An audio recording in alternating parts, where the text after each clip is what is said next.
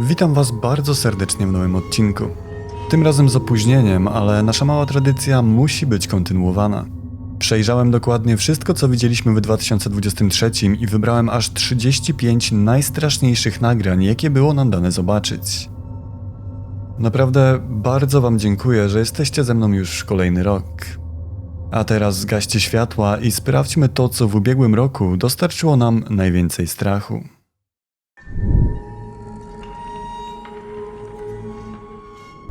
Nagranie, które zaraz zobaczymy, zostało zaproponowane przez jednego z Was. Jak opowiada Kuba, znalazł je pewnego dnia na TikToku, ale mimo tego, że przeszukał chyba cały internet, to nie był w stanie dotrzeć do oryginału.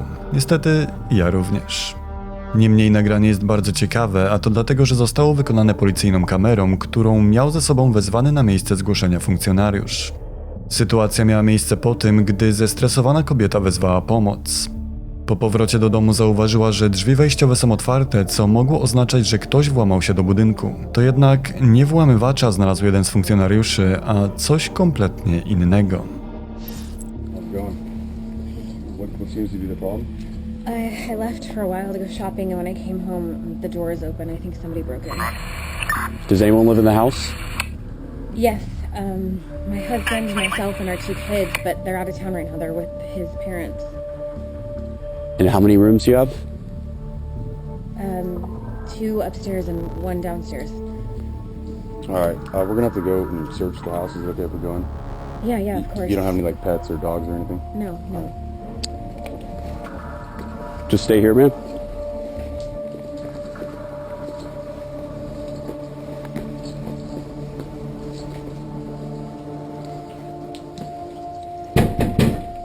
Police! If anyone's here, make yourself known.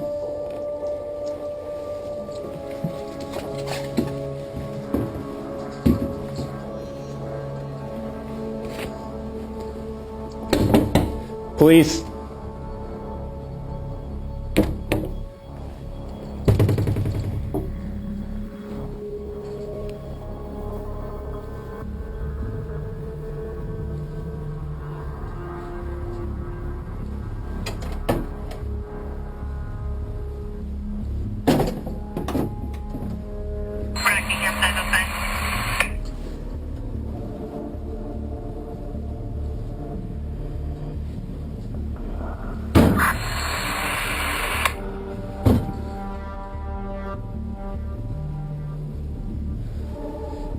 Anyone inside?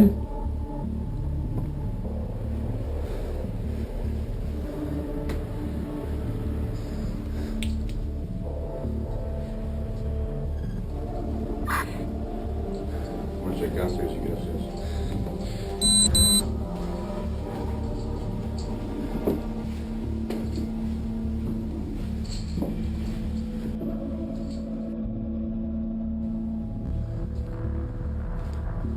Police! Anyone inside, make yourself known.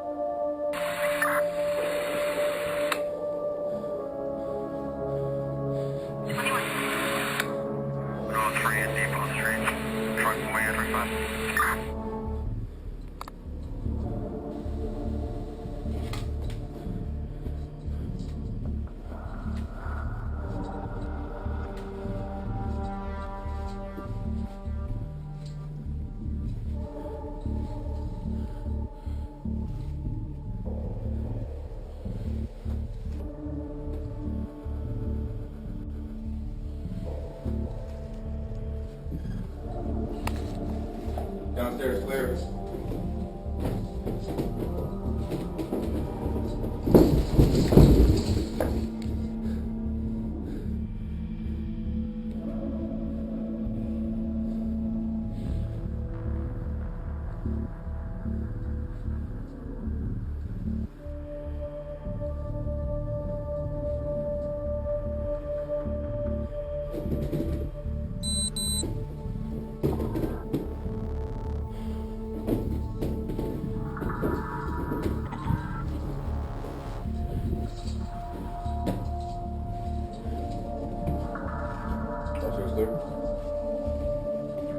Yeah, we're good. Gdy jeden z policjantów kieruje się na górę, na nagraniu możemy zauważyć pojawiające się od czasu do czasu artefakty i glicze, które już same w sobie sugerują, że coś tamtej nocy było nie tak. Gdy tylko funkcjonariusz wchodzi na górę, drzwi od jednego z pomieszczeń powoli się otwierają, jednak gdy zagląda do środka, okazuje się, że nikogo tam nie ma. Co ciekawe, gdy schodził już na dół, w pewnym momencie wygląda jakby coś szybko za nim przebiegło, mimo że znowu, gdy tylko się obrócił, korytarz okazał się być kompletnie pusty. Nagranie jest naprawdę imponujące, szczególnie jeśli naprawdę pochodzi z prawdziwej policyjnej kamery. Tego niestety nie mamy jak zweryfikować, ale bardzo chętnie poczytam, co macie do powiedzenia na temat tego nagrania w komentarzach. Czy nagranie jest prawdziwe? A może to tylko i wyłącznie bardzo dobrze przygotowany fake?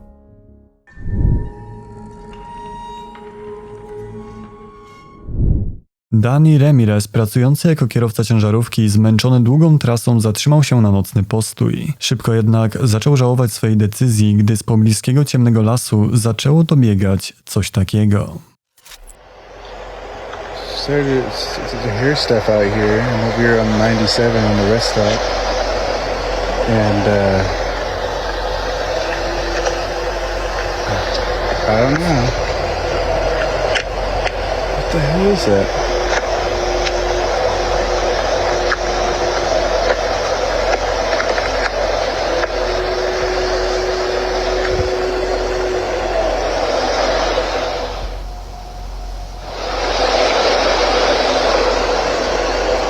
What the heck is that?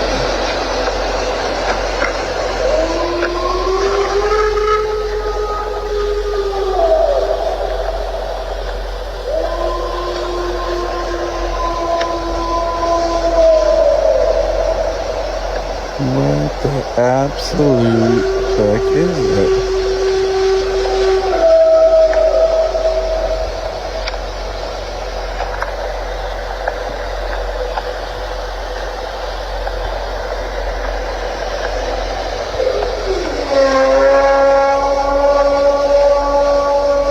Starting to regret that I stopped at this rest stop.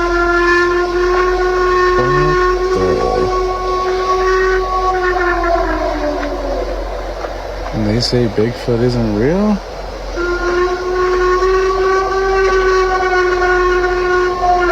I don't ever want to stick my arm out the window.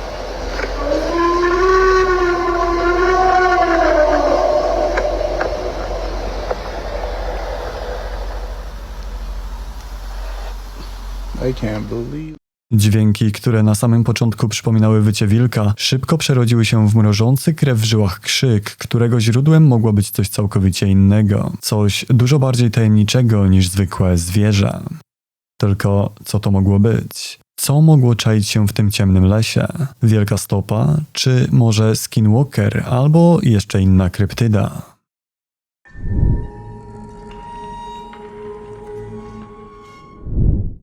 Użytkownik Reddita KimboSlice20 pewnego razu zdecydował się odwiedzić swoją ciotkę, która mieszka w bardzo starym, zbudowanym jeszcze w okolicy 1860 roku domu. Była to jego pierwsza wizyta od 10 lat, a jeszcze jako dziecko był przekonany, że dom jest po prostu nawiedzony.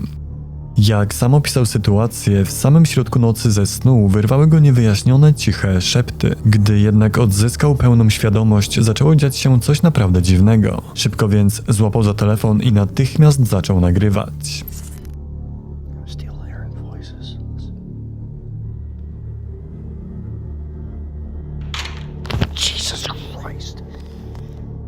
Cokolwiek to było, na pewien czas ucichło, ale tylko po to, żeby nieco później wrócić.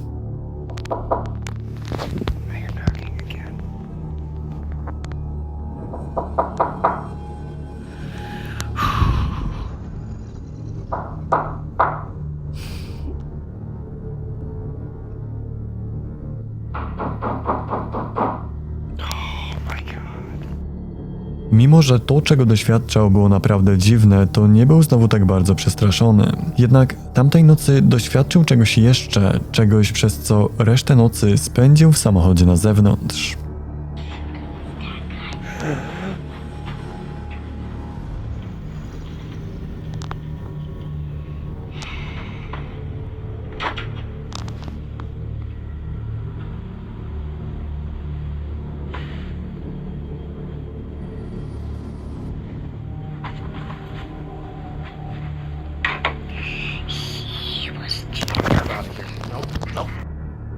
Nie wiedząc za bardzo co ma zrobić, w dalszym ciągu siedział na łóżku i nagrywał wszystko co się dzieje. W pewnym jednak momencie usłyszał bardzo wyraźny szept. Szept, którego źródło wydaje się być zaraz obok niego. Szept, który do złudzenia przypomina głos małego dziecka.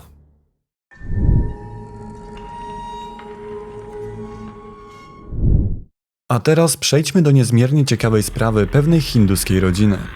Pewnego dnia ich spokój został zakłócony przez...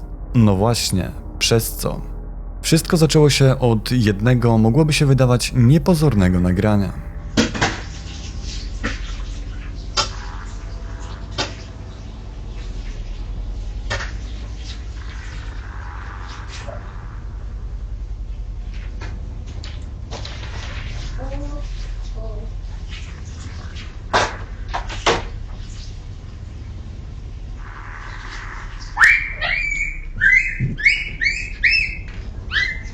Said something again. Yeah, mucho. I don't see something. Right here. Według autora nagrań to właśnie wtedy wszystko się zaczęło. Od momentu, gdy pewnego dnia jego dziecko zaczęło zwracać uwagę na coś, czego ani on, ani jego żona nie byli w stanie zobaczyć. Na tym konkretnym nagraniu dziecko wygląda na przestraszone, ale jak się z biegiem czasu okazało, cokolwiek to było, chłopiec zaczął nazywać to swoim przyjacielem. Z kolei kilka dni później miała miejsce kolejna dziwna sytuacja.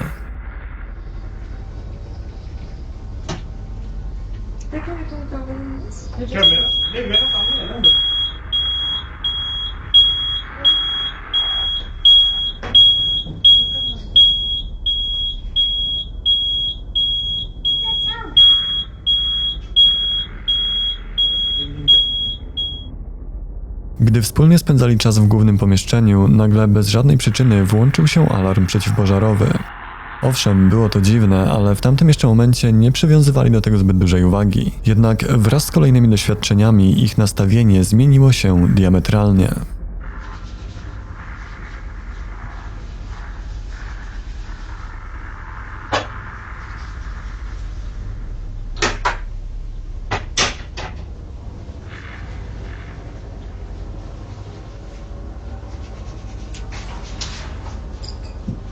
Mommy, get it up. Niewinne dziecko siedzi na podłodze i spokojnie się bawi, a w pewnym momencie niewidzialna siła kradnie mu zeszyt. Czegoś takiego przestraszeni rodzice po prostu nie mogli już zignorować. Poprosili więc znajomych o radę, a ci zaproponowali im puszczenie religijnych utworów, zarówno hinduskich, jak i chrześcijańskich. Nikt jednak nie spodziewał się, jaki będzie efekt takiego eksperymentu.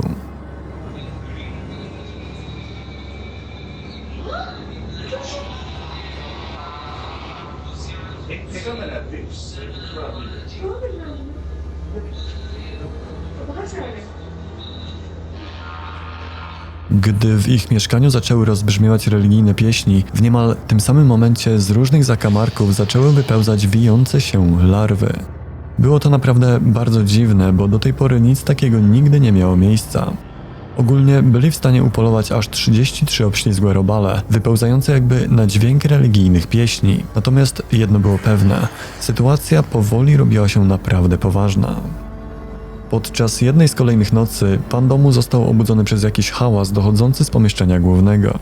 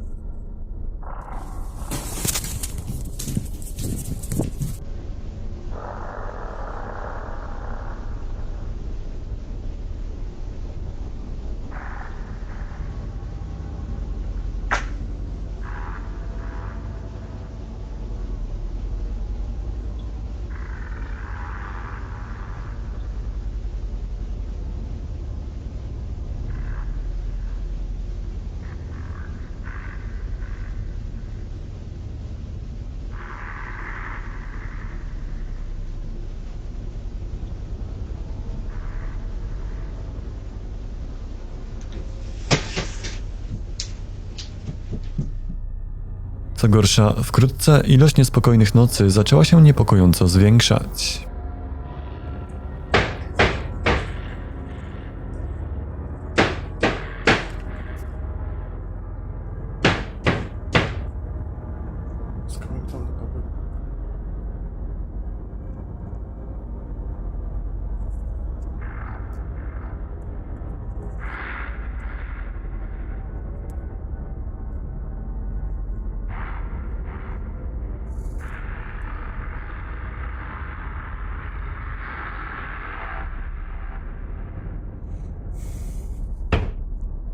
Could you please drop?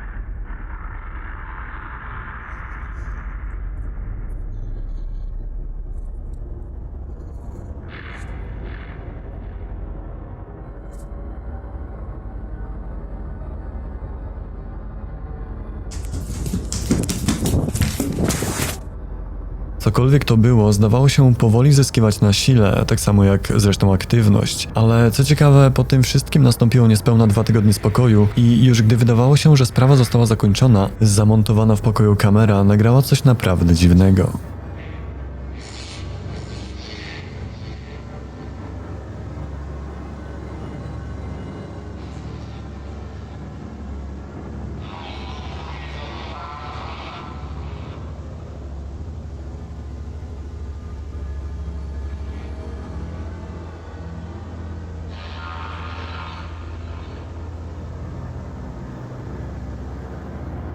Gdy mężczyzna w środku nocy otrzymał powiadomienie o wykryciu ruchu i poszedł to sprawdzić, nie znalazł nic podejrzanego, jednak kamera uchwyciła tajemniczy, ledwo widoczny kształt, który wydaje się poruszać tuż za nim.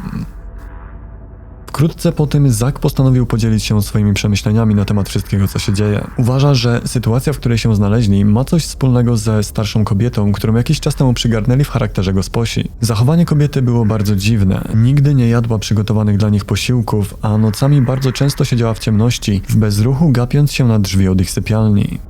Ostatecznie zrezygnowali z jej usług, dlatego że ich dziecko się kobiety po prostu bało. Ale to właśnie krótko po tym, gdy ich drogi się rozeszły, w ich mieszkaniu zaczęły mieć miejsce ciężkie do wytłumaczenia rzeczy. To właśnie stąd wniosek, że starsza kobieta mogła rzucić na ich rodzinę jakąś klątwę. Co gorsza, cokolwiek to było, nie miało wcale zamiaru przestać, a kolejne dni dostarczyły nowych porcji strachu. Podczas jednej z kolejnych nocy znowu zostali obudzeni przez ciężkie do sprecyzowania hałasy, jednak gdy Zack poszedł to sprawdzić, tym razem nie natrafił na nic szczególnego. To dopiero to, co uchwyciła kamera, upewniło ich, że wcale im się nie wydawało.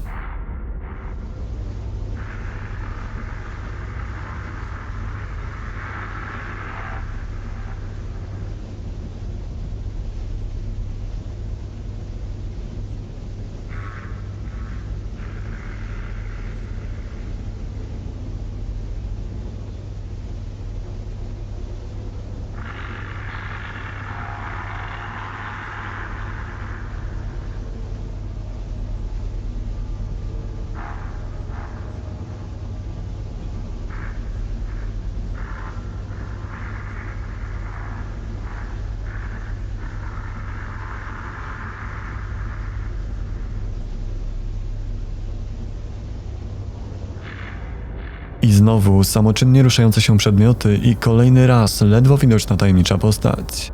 Co ciekawe, wkrótce miało miejsce coś całkiem innego niż dotychczas.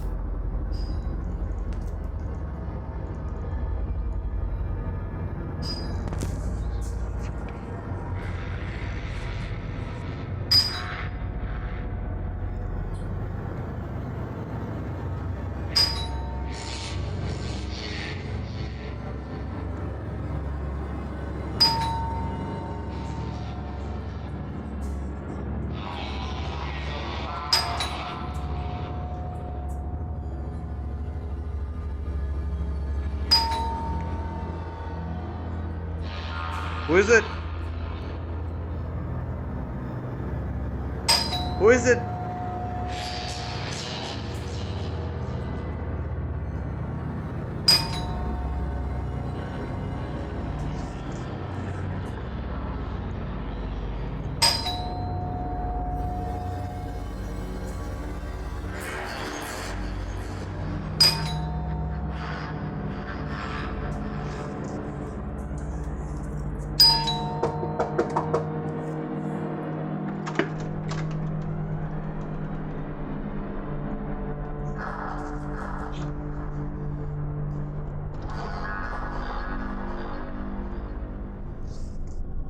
W samym środku nocy ktoś zaczął dobijać się do mieszkania, jednak gdy Zak otworzył drzwi, po intruzie nie było nawet śladu.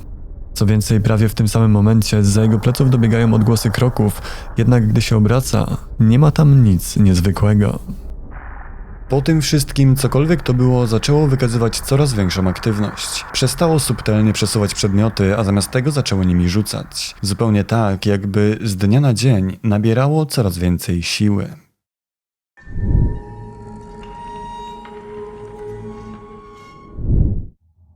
Muszę przyznać, że nagranie, a raczej nagrania, które zobaczymy teraz, wywarły na mnie niemałe wrażenie. Jest to nagranie z nocy, gdy kilku policjantów zostało wezwanych w dość nietypowe miejsce. W miejsce, w którym zabarykadowała się pewna kobieta. Kobieta, która, jak mówi plotka, została opętana. Pierwsze nagranie, które zobaczymy, pokazuje moment dotarcia policji na miejsce zgłoszenia. Tylko uwaga, bo na nagraniu znajduje się mocno mrugające światło, więc jeśli jesteście na nie wyczuleni, to przewincie do czasu widocznego teraz na ekranie. Kamilka!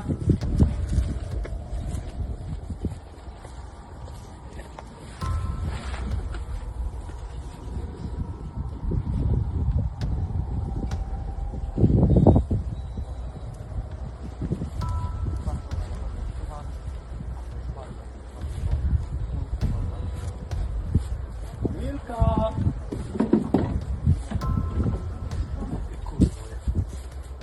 Tu jesteś, dzikuska. Chodź, misiu. Nie bardzo jak świnia, kurwa. Chodź. Chodź tu, kurwo.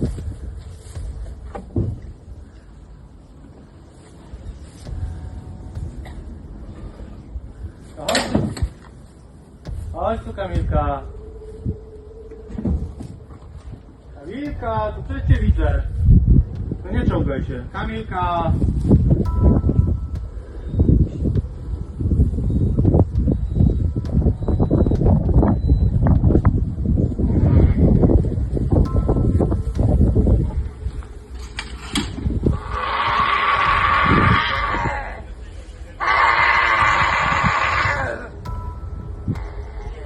Kamilka.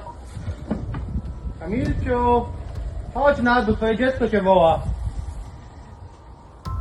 Chodź, Kamilcia, dziecko cię woła. Kamilka. Wiktoria cię woła. Wiktoria cię woła.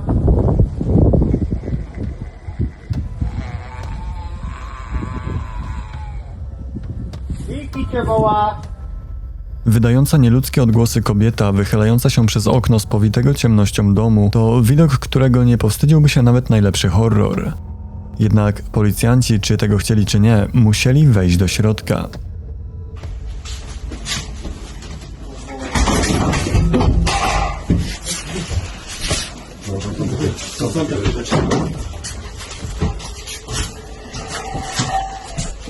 Jezu, jako to ona tak warczy? Ona. Ja pierdzielę.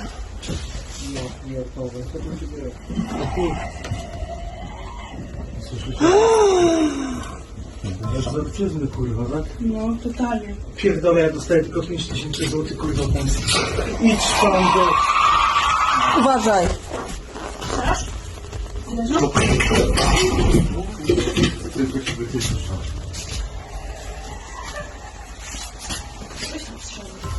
No nie, no szkoda. A wy ją widzicie w ogóle? No nie, nie. Nie, jak się schyliła, to wystraszyła.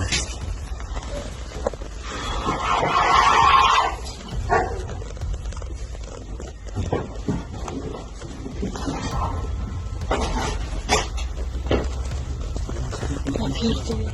Funkcjonariusze mimo usilnych starań mieli poważne problemy z dostaniem się do pomieszczenia i nie ma co się dziwić, bo większość z nas, słysząc dźwięki, które wydawała kobieta, najzwyczajniej by stamtąd uciekła.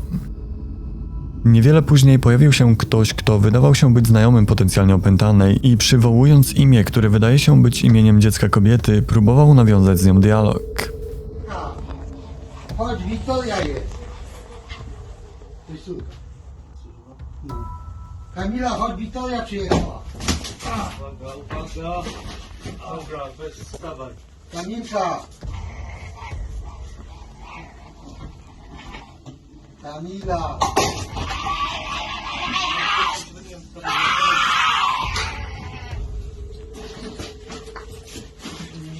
Ona jest nad nami u góry, od góry coś widzi.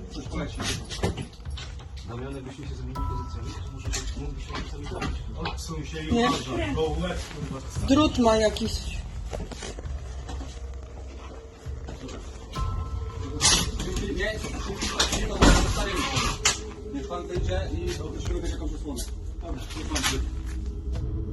Niestety to już ostatnie nagranie, które mamy okazję zobaczyć. Na szczęście ostatecznie policji udało się kobietę obezwładnić i została zabrana do szpitala.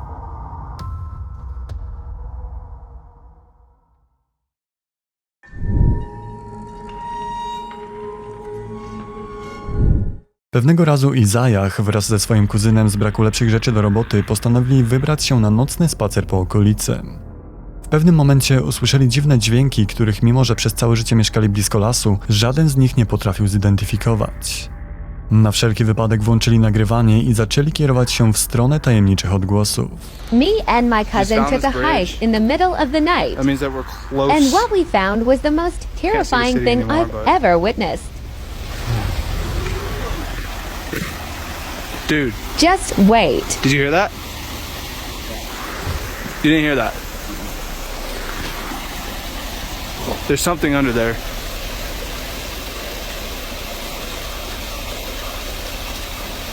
Bro.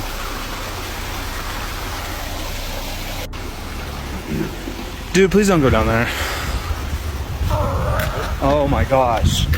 Dude, hold on. Let me go first. Let me go first.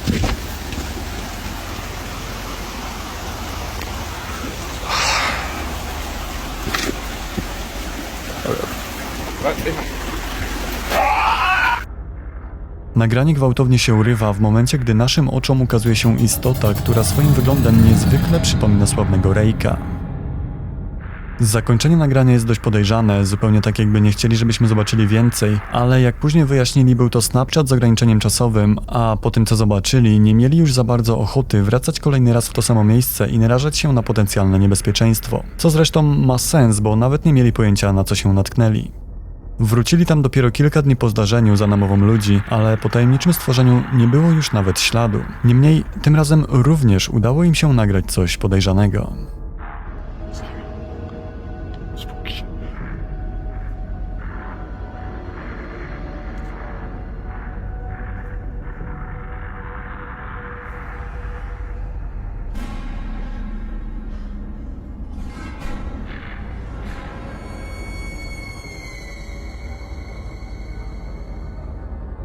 Gdy stali w pobliżu mostu i w ciszy nasłuchiwali dźwięków, gdy kierują kamerę w stronę odległych drzew, możemy zauważyć jakiś ruch. Niestety było zbyt ciemno, żeby dokładnie określić, co to było. Ale całkiem możliwe, że to, co widzieli pod mostem, tak naprawdę wcale nie opuściło tego terenu.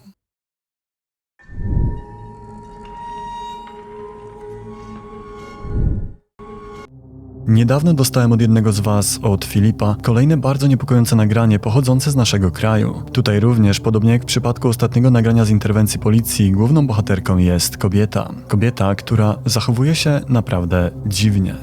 To w ogóle nie? Nie, ja się kurwa boję trochę.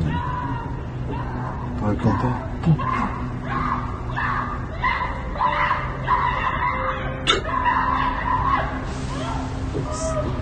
Pierwszy raz słyszę, żeby ktoś takie dźwięki wydał. No tak, no. Pole wieciarki przeszedł. Ona się pierdoli pod pociąg, nie? Co jest kurwa grane, to ja nie mam pytań, nie? Ty, gdzie są psy, kurwa? Nie jestem za dzwonieniem po psy, ale kurwa w tym wypadku to trzeba, nie? No. Pana kto się zadzwoni zaraz? Gdzie są te kurwy sokisty, ty? Sokiści. Nie wiem. Zatory to łapali. Tak, kurwa, za to dzieje też się... Stojąca w oddali kobieta nagle zaczęła wydawać z siebie głośne i nienaturalne odgłosy, zupełnie tak jakby działo się z nią coś naprawdę złego. W internecie pojawiły się pogłoski, że sytuacja miała miejsce w Krakowie, jednak w rzeczywistości nagranie zostało wykonane niedaleko stacji kolejowej w miejscowości Rzepin. Co ciekawe, cokolwiek działo się z kobietą, trwało całkiem długą chwilę. Młoda? Głos ma taki młody w miarę. Tak, tak. Na stówę to ta, co tu łaziła przez szmata. Ona jak czarownica normalnie wyglądała.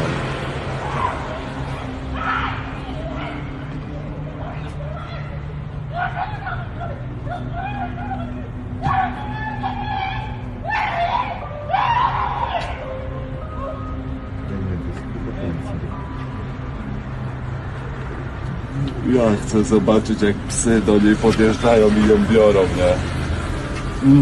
Oni się zesrają, nie? Naprawdę. Księdza, po księdza lepiej. A nie ma policji. Na serio? No. Bo, tak. Jak z tych filmów, na pierdolę. I ona, widzisz, jak tu szła w tej scenie. Ona bosu. Widziałeś, to była tam była i ona to... Bosu w kapciach. Goły stopy. To dopiero po dłuższym czasie ktoś z obserwujących sytuację zadzwonił po karetkę i ostatecznie kobieta została zabrana do szpitala. Niestety aktualnie na temat sytuacji nie wiadomo nic więcej. Możliwe, że kobieta była pod wpływem naprawdę ciężkich narkotyków, możliwe, że po prostu oszalała, ale zawsze jest jakaś szansa na to, że źródłem tego, co się z nią działo, było coś jeszcze innego. Coś dużo bardziej mrocznego.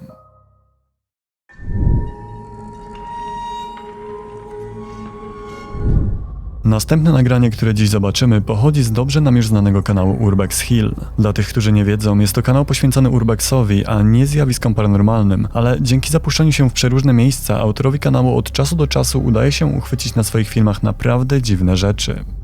Ta jednak konkretna wyprawa jest nieco inna. To dlatego, że za namową swoich widzów zdecydował się powrócić do miejsca, w którym doświadczył naprawdę dziwnych zjawisk. Podczas poprzedniej wizyty przekonał się nawet, że to, z czym zetknął się w ciemności, było w stanie oddziaływać bezpośrednio na niego.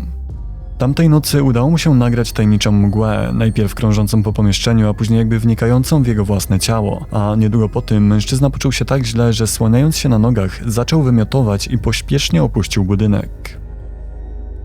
Jak więc możecie się domyślić, jego kolejna wizyta w tym miejscu również nie była pozbawiona niespodzianek, a nawet można powiedzieć więcej. Powrót do tego miejsca można uznać za naprawdę złą decyzję. Już nawet gdy sprawdzał różne korytarze, żeby mieć pewność, że jest sam, miało miejsce coś, co szybko przypomniało mu, w jakim miejscu się znajduje.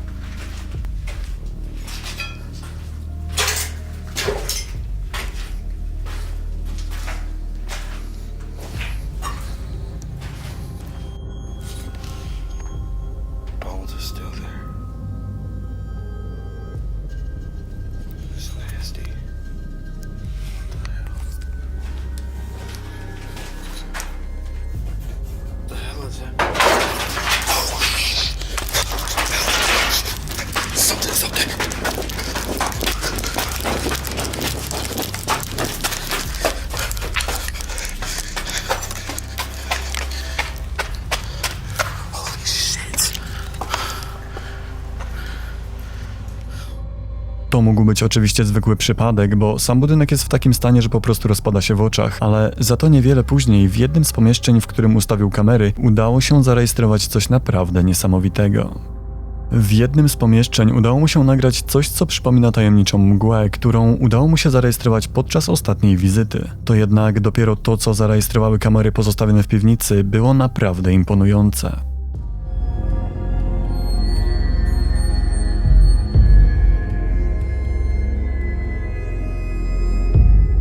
Tajemnicza mgła, do tej pory kompletnie bezkształtna, wydaje się na kilka sekund przybierać postać przechadzającego się człowieka, a po chwili po prostu bez śladu znika. To jednak było coś, co mężczyzna zauważył, gdy uważnie przeglądał cały nagrany materiał, natomiast chwilę przed pojawieniem się postaci w kompletnie innej części budynku stało się coś tak przerażającego, że nawet sam autor nagrań nie wie, jak to opisać. Sytuacja miała miejsce, gdy Urbex Hill postanowił zrobić sobie krótką przerwę zaraz po dokładnej eksploracji całej piwnicy.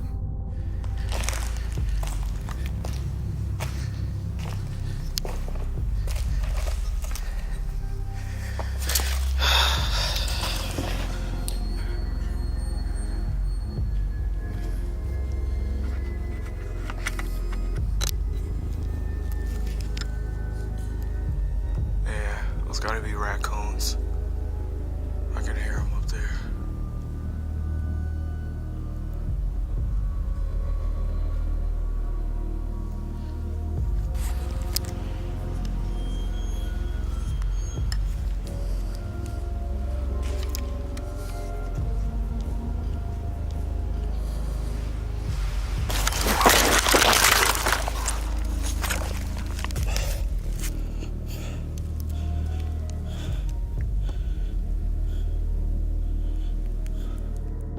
Tajemnicza siła z wielkim impetem nagle pociągnęła go na ziemię, co jednocześnie spowodowało utratę przytomności. Mężczyzna ocknął się po ponad 10 minutach, zostawił sprzęt w środku i oszołomiony jak najszybciej opuścił budynek, nie mając pojęcia, co tak naprawdę się stało. I warto tutaj zaznaczyć, że Urbex Hill to człowiek, który mierzy w okolicach 2 metrów i waży blisko 140 kg, więc cokolwiek to było, musiało być niesamowicie silne. Oczywiście, o ile to, co widzieliśmy, jest prawdziwe, ale to pozostawiam wam już do waszej indywidualnej oceny. Obejrzyjcie cały materiał od Urbex Hilla, bo może to wam pomoże ocenić całą sytuację.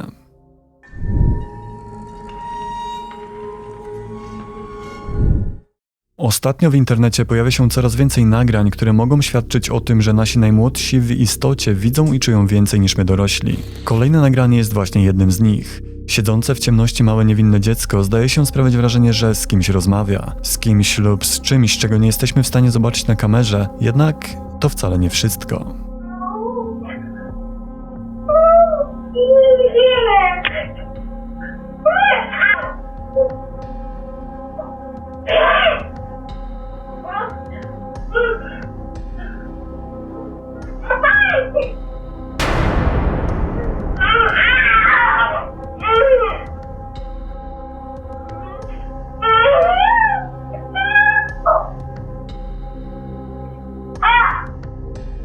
W pewnym momencie z czymkolwiek rozmawia dziecko, zdaje się je w jakiś sposób atakować, gdy w nienaturalny sposób bez żadnego powodu przewraca się na plecy. Chwilę później dziecko zdaje się być również ciągnięte za nogi, ale to już może moja zbyt wybujała wyobraźnia. Najlepiej będzie, jak w komentarzach wypowiedzą się rodzice. Czy takie zachowanie dla dziecka jest w ogóle normalne? Czy może na tym nagraniu patrzymy na coś więcej, na coś, czego nie jesteśmy w stanie w pełni zobaczyć? Dajcie mi znać w komentarzach.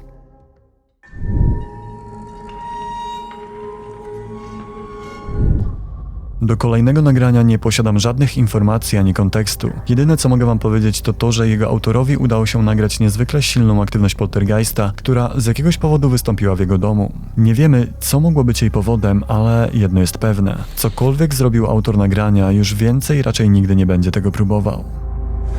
What the fuck?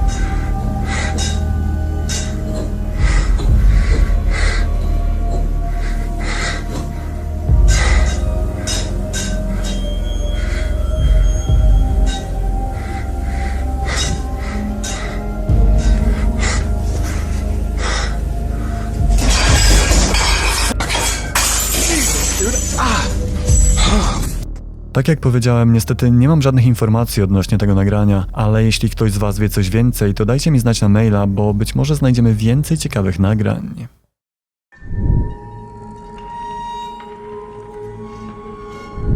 Kolejne nagranie jest dość stare, bo ma prawie 14 lat i ponoć pochodzi z jednego z angielskich programów telewizyjnych, którego emisja została zakończona już dawno. Ale to nie zmienia faktu, że na nagraniu znajduje się coś, co powinno nas wszystkich zaciekawić.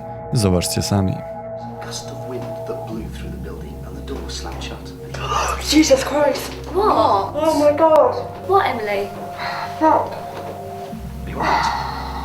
What's wrong? Are you alright? He just said Did you not see that? no. He just moved. I heard him say something. Yeah. Oh my God. Emily, don't worry. He just said something, that's all. No, I saw it. I saw it. What? Fuck. Are you alright? No, there was a girl in a blue dress walking towards us from that room. Which room? Which room, Emily? That room over there. Maybe you should go. No, she's alright. What's wrong? Are you alright? He just said Did I see that? no. He just moved.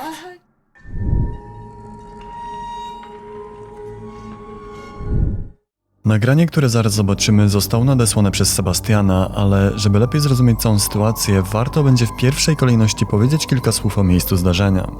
Nagranie pochodzi z kamery ochrony zamontowanej na niewielkiej leśniczówce, znajdującej się w samym środku lasu pomiędzy dwoma miejscowościami – Murzynowem Leśnym i Sulęcinkiem. I to właśnie z uwagi na fakt, że sytuacja miała miejsce w samym środku lasu, a do tego w nocy, sprawia, że nagranie jest po prostu przerażające. Zobaczcie sami.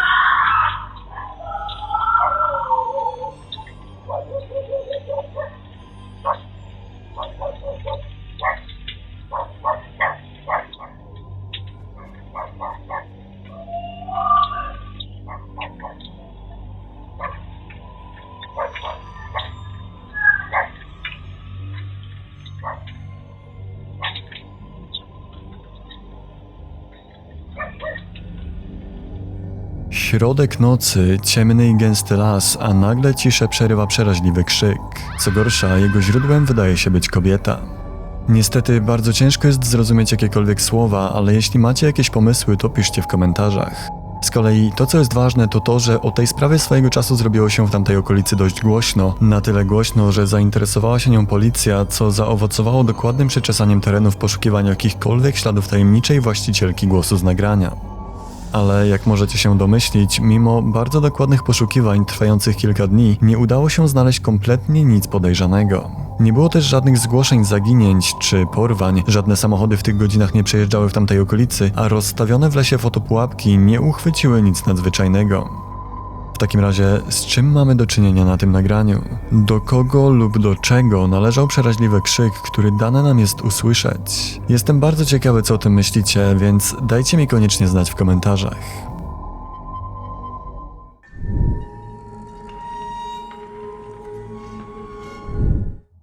Jako następne na naszej dzisiejszej liście widnieje nagranie pochodzące z kanału Midwest Ghost Hunter. I nie będę tu kłamał, bo odkąd znalazłem jego kanał, stałem się naprawdę wiernym fanem, bo zarówno sposób, w jaki przeprowadza swoje śledztwa, jak i jego reakcje sprawiają, że to, co mu się przytrafia, wygląda naprawdę autentycznie. Tak więc tym razem Midwest dokopał się do kilku lokalnych legend mających związek ze starym cmentarzem Ferguson i to właśnie tam przeprowadził swoje kolejne śledztwo. A jedna z zasłyszanych historii opowiadała o duchu małego chłopca, którego czasami można zobaczyć, gdy przemierza nocami alejki cmentarza. Tak więc po dotarciu na miejsce, zorientowaniu się w okolicy i krótkim wstępie, w którym opowiedział o legendach, Midwest skierował się w stronę tajemniczego grobu dziecka. Usiadł wygodnie w jego pobliżu, wyciągnął sprzęt i zaczął przeprowadzać próbę kontaktu. A żeby zdobyć względy sławnego ducha dziecka, przeniósł ze sobą nawet niewielkiego pluszowego misia. You like it? Here you go. I set it there for you. If you like that teddy bear, could you move it? Could you move its arm? Just to keep in mind that the wind is blowing, and that is what's causing that to move right there. The bow on him. I'll put this K2 meter next to him too. Whoops, I almost knocked him over. You don't have to be shy. I'd just like to be friends with you. Would you like to be friends? I thought I heard something. It was like a whew. W pewnym momencie wydawało mu się, że coś usłyszał, jakby podmuch wiatru. Jednak to dopiero podczas obróbki materiału zdał sobie sprawę, że nie był to wcale wiatr, a raczej pierwsze EVP tej nocy.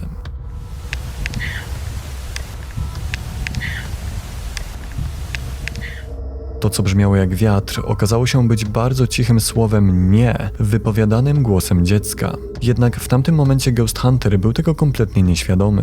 Ale gdy jakiś czas po tym znalazł się już w innej części cmentarza, doświadczył czegoś naprawdę przerażającego. Okay. Recording now. What? Whoa! Dude! Holy shit! What was that? Dude, that was like a whimper!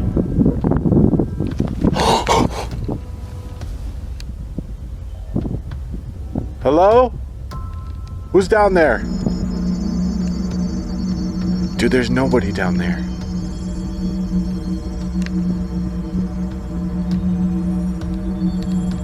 Oh my god! Holy moly! I gotta go over there. And I don't know if I want to. Dude, like, what is this actual dog? Because that's what it sounded like. It sounded like something running down that tree line. And that whimper too. That sounded like a mutt. I didn't think I was gonna hear that. I thought that was just gonna be another one of those debunkable urban legends. Here, puppy. I'm not here to invade your territory. Listen to me. I'm trying to reason with that dog. It's a freaking dog. Oh my god. Oh, that was a bird. Oh my god.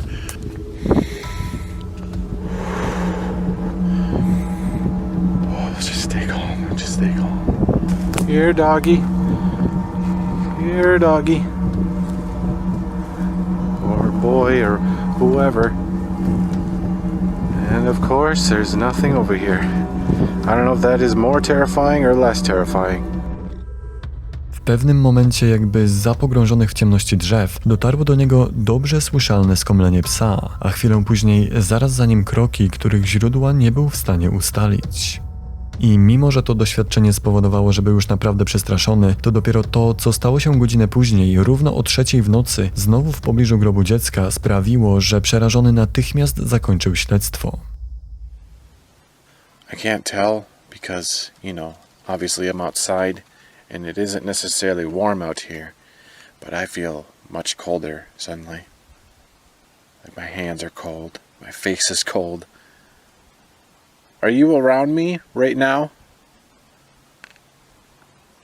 It's gone. What? It's like it just suddenly got warm again. Like my face feels fine. I feel like I feel you moving around. What? Oh my god! That was right back here. That was from behind me. Holy. Do you want me to leave? I suddenly feel really unwelcome here.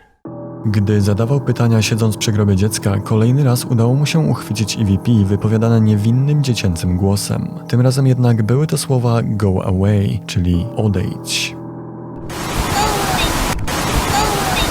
Whatever the hell that voice was, it literally sounded like a child. Oh my god. I've got chills down my freaking spine right now. Are you still over there? Between these two trees, you can see this strange face-like anomaly peering out. Its height is rather short, much like a young child. In the photo taken after it, you can see that the face has completely vanished. Najpierw tajemnicze, niezwykle wyraźne EVP, a chwilę później dobrze widoczna twarz na jednym ze zdjęć, które Midwest ma w zwyczaju zawsze robić. A co jest jeszcze lepsze, to to, że twarz ze zdjęcia wygląda zupełnie jak twarz małego dziecka. I to wcale nie była ostatnia dziwna rzecz, która go tej nocy spotkała, ale to jak się śledztwo skończyło, możecie już sprawdzić na własną rękę, zaglądając na jego kanał.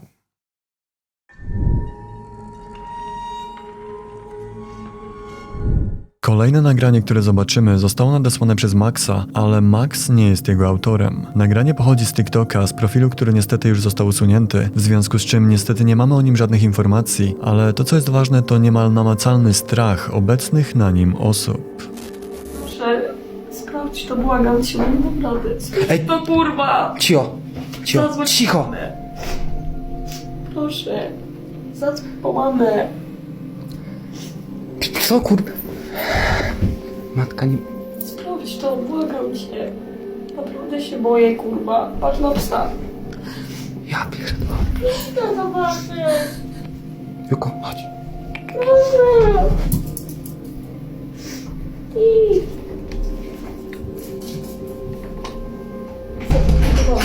Kurwa, zrobić to! Ej, kurwa, pierdolę. Juko. Proszę, Rania.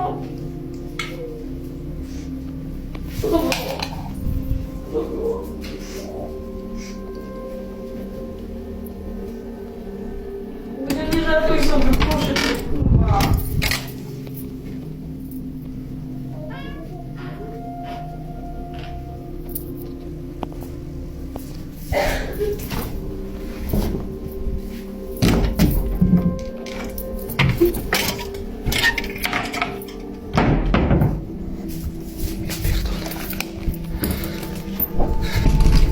Sprawdzałeś wszystkie pokoje? Pierdolę, nie. Pierdolę to, kurwa. Stało, nie straż mnie! Tak jak powiedziałem wcześniej, niestety o samym nagraniu nie mamy żadnych konkretnych informacji. Możemy jedynie spekulować, że autorzy nagrania doświadczyli czegoś w rodzaju poltergeista. Być może niewiele wcześniej bawili się tablicą Ouija i tym samym sprowadzili do mieszkania coś złego.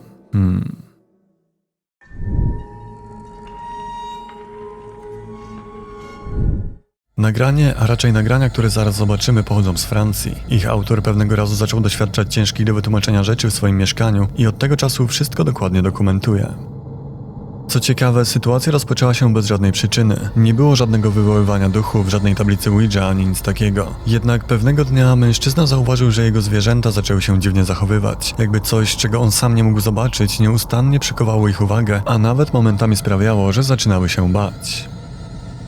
Niedługo po tym z różnych pomieszczeń w domu zaczęły dobiegać stuknięcia czy odgłosy kroków i były tak realne, że momentami autor nagrań był pewny, że ktoś włamał się do jego domu.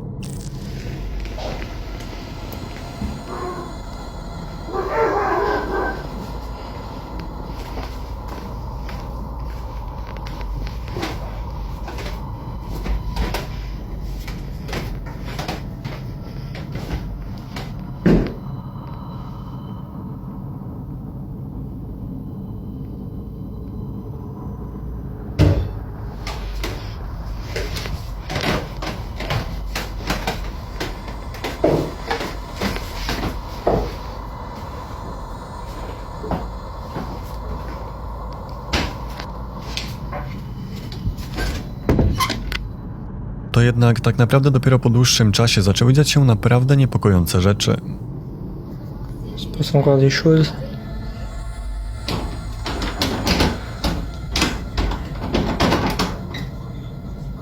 Putain. Attends, lui. Quand ce truc qui s'allumait. Putain, j'en ai marre.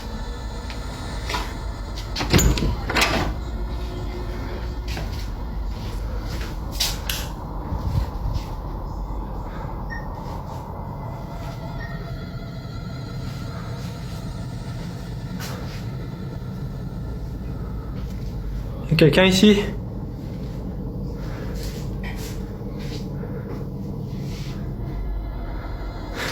Oh putain!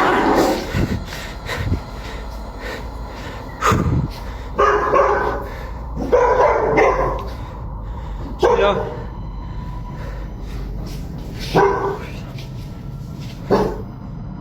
Oczywiście z czasem takich sytuacji było tylko więcej. Qu'est-ce que c'est que ça encore là?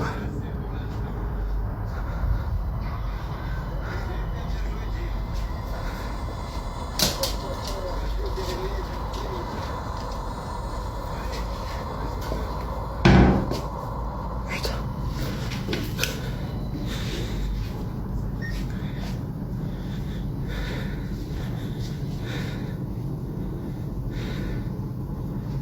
Y a quelqu'un ici? Oh, putain. Montrez-vous. Je vous veux pas de mal.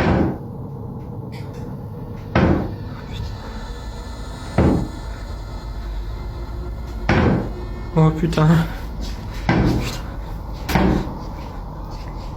Co gorsza, wydawało się, że cokolwiek to jest, staje się coraz bardziej agresywne.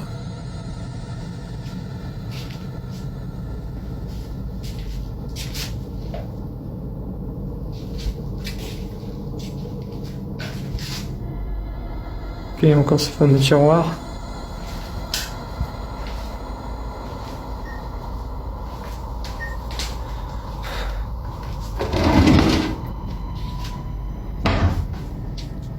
Si vous me voulez du mal, rouvrez le tiroir s'il vous plaît.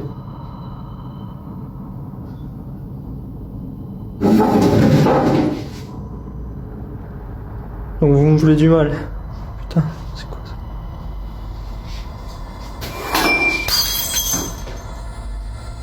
Ok.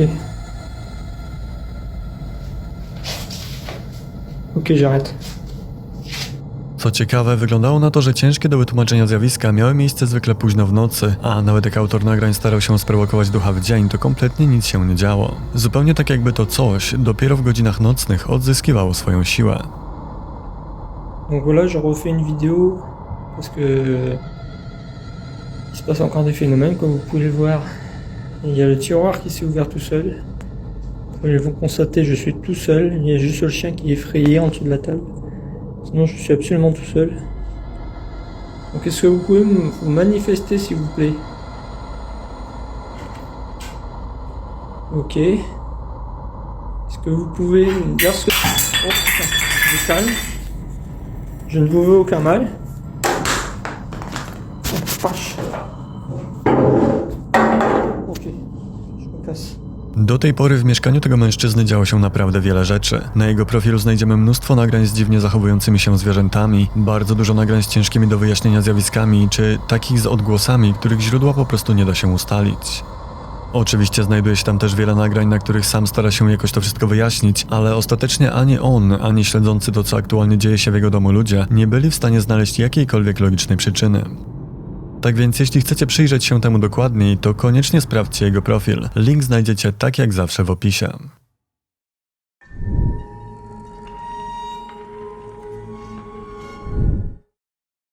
Kolejne nagranie pochodzi z jednego z indonezyjskich kanałów, którego członkowie słyną z odwiedzania ciekawych miejsc i poszukiwania paranormalnej aktywności.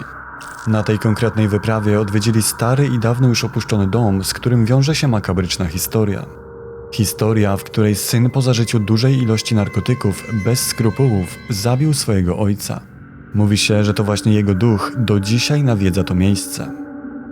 Gdy ekipa poszukiwaczy mocnych wrażeń dotarła na miejsce po długim spacerze przez dżunglę, postanowili dokładnie opowiedzieć swoim widzom historię tego miejsca, a nawet zainscenizować zbrodnię, która miała miejsce przed laty.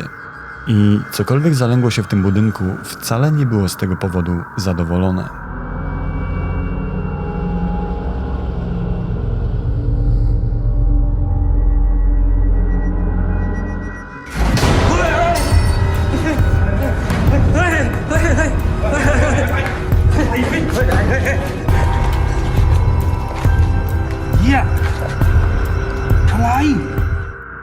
Tajemnicza siła nagle zatrzaskuje okna, a zaraz potem drzwi, jednocześnie zamykając ich na chwilę w pomieszczeniu. Ale czy ta aktywność była sprawką zamordowanego w tym miejscu przed laty mężczyzny? Czy może jednak odpowiadał za nią niepokorny syn? A może tak naprawdę było to coś całkiem innego, coś dużo bardziej demonicznego.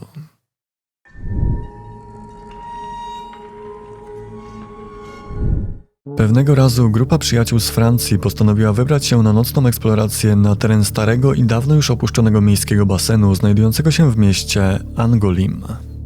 Oczywiście bardzo dobrze znali to miejsce, ostatecznie przecież mieszkali w jego okolicy. To jednak był pierwszy raz, gdy wybrali się tam po zmroku i jak bardzo szybko się okazało, ten niewinny fakt zmienił dosłownie wszystko.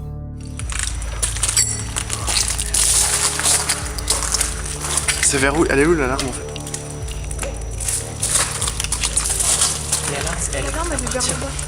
de la moitié, les basses. Là, là. Non, là, tu vois, la petite. Le petit quoi? En fait, elle est à la Ah, le petit truc rouge là? Elle est là. Et ici aussi, du coup. Je sais pas. Et il y a une voiture là. Ah non, c'est la lumière qui est là. Mais est-ce que si on coupe tout. Mais attends. Ça s'allume plus. Mais non, il n'y a plus de batterie. Y a que... Ah, mais c'est normal, c'est la vieille batterie. Ben oui. Attends. Attends. Non, attends. Tiens, viens.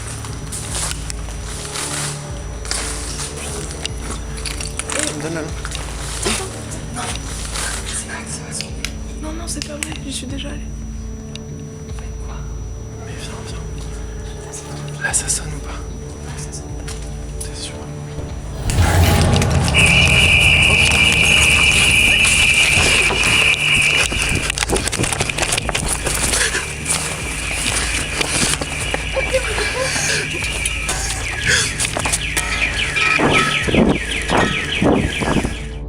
Gdy wśród panującej dookoła nieprzeniknionej ciemności powoli wchodzili do niewielkiego budynku, zauważyli coś naprawdę dziwnego, kucającego zaraz pod jedną ze ścian. Było to coś niezwykle podobnego do człowieka, jednak na pewno człowiekiem nie było. Tego akurat możemy być pewni, a to dlatego, że nasze oczy najzwyczajniej na świecie nie odbijają światła. A cokolwiek czaiło się w tym budynku, odbijało światło latarek dosłownie całą powierzchnią swoich oczu. Do tego same oczy są znacznie większe niż oczy człowieka, a jakby tego było mało, skóra tej tajemniczej istoty wydaje się być czerwona. Przyznam się, że cokolwiek to jest, to nie przypomina mi żadnej znajomej nam kryptydy. Ale może ktoś z was będzie w stanie rozwikłać tę zagadkę. Podzielcie się swoimi domysłami w komentarzach.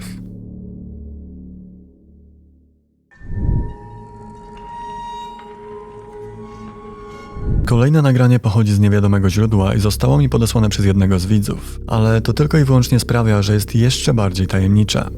Jest to pewien moment zarejestrowany na kamerę zamontowaną na domu osoby mieszkającej w niemal samym środku lasu.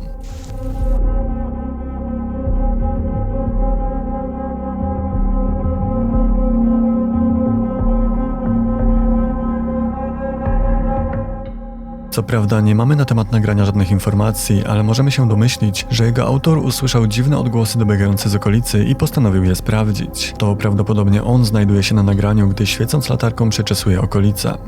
To jednak nie to jest najważniejsze, a to co w tym samym czasie szybko przebiega zaraz pod czujnym okiem kamery i po chwili rozpływa się w ciemności.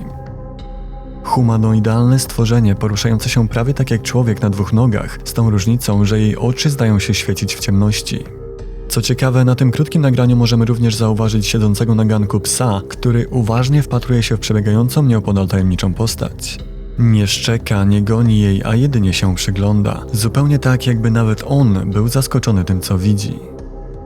Tak więc, co to mogło być? Skinwalker? Rake? A może coś całkiem innego?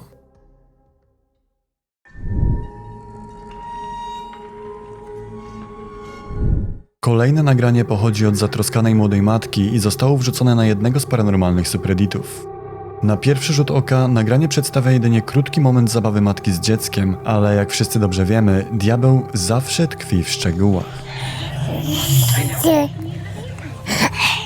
Let's change your butt. You smell like you poopy.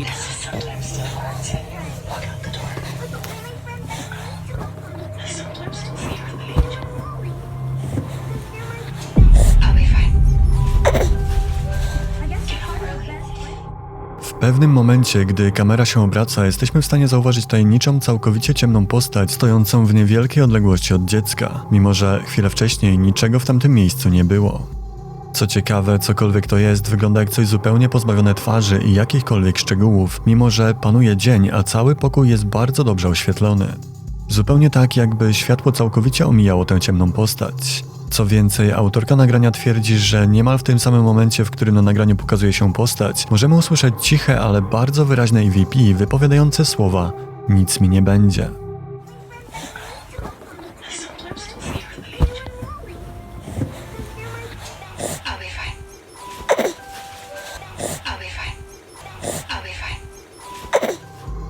Tak więc na tym krótkim nagraniu mamy nie tylko tajemniczą postać, a do tego równie zagadkowe EVP. Tylko czym mogło być to, co z takiego bliska obserwowało matkę i jej dziecko? A przede wszystkim, dlaczego istota była niewidzialna na żywo, a udało ją się uchwycić jedynie na kamerze? Czy to możliwe, że to jeden ze sławnych i owianych niemal całkowitą tajemnicą ludzi cienia? Ale jeśli tak, to czego ta istota chce od niewinnego dziecka? Mówcie co chcecie, ale dla mnie, mimo że nagranie jest krótkie, to jest po prostu przerażające.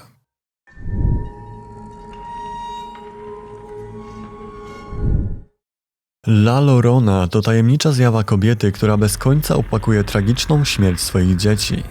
Legenda o tej postaci jest mocno zakorzeniona w rejonie Ameryki Południowej i właśnie też stamtąd napływa najwięcej doniesień o spotkaniach z tym tajemniczym bytem.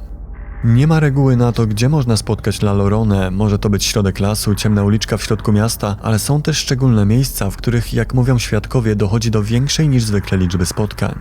Jednym z takich miejsc jest sławna jaskinia La Llorony. Wbrew nazwie jest to tak naprawdę długi, pogrążony w mroku podziemny tunel, z którego bardzo często można słyszeć specyficzne zawodzenia duszy udręczonej kobiety. Kto wie, być może to nic więcej niż legenda, ale jak to często bywa, legendy nie biorą się znikąd. I właśnie to postanowili tym razem sprawdzić członkowie ekipy z kanału Archivo Extinto. Trochę to zajęło i po dłuższym czasie dotarli do sławnego tunelu. Gdy znaleźli się już w środku, tak naprawdę nic nadzwyczajnego się nie działo. To dopiero gdy zapuścili się całkiem daleko w głąb podziemi, przerażeni zaczęli podejrzewać, że wcale nie byli w tamtym miejscu sami.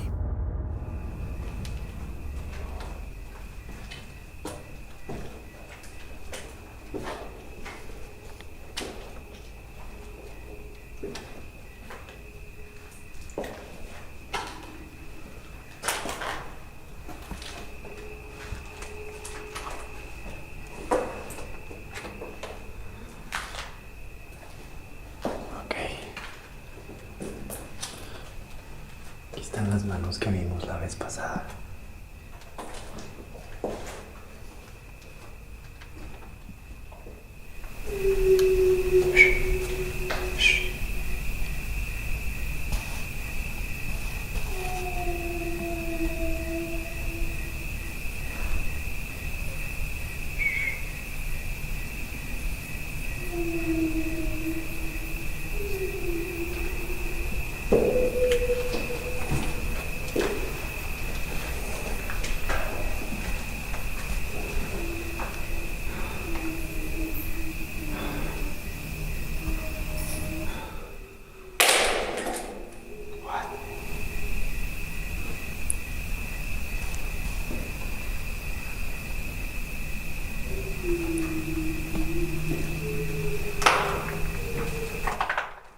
To jednak tak naprawdę był tylko początek. Llegamos a la parte donde hay mucho lodo, tengan cuidado.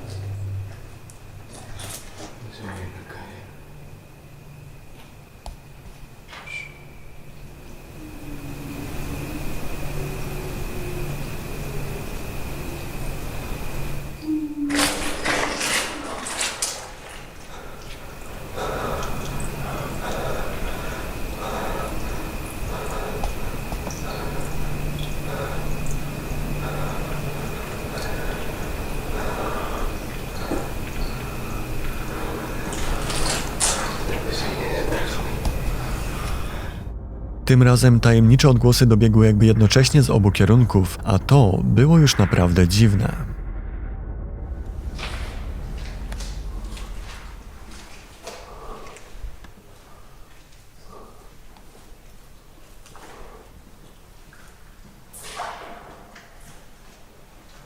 Cuidado aquí.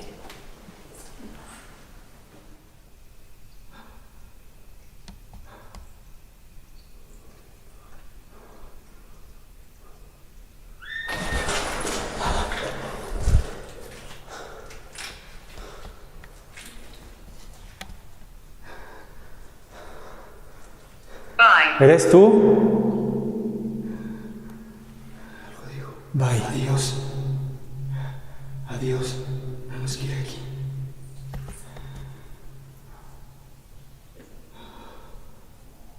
¿Por qué no nos quieres aquí?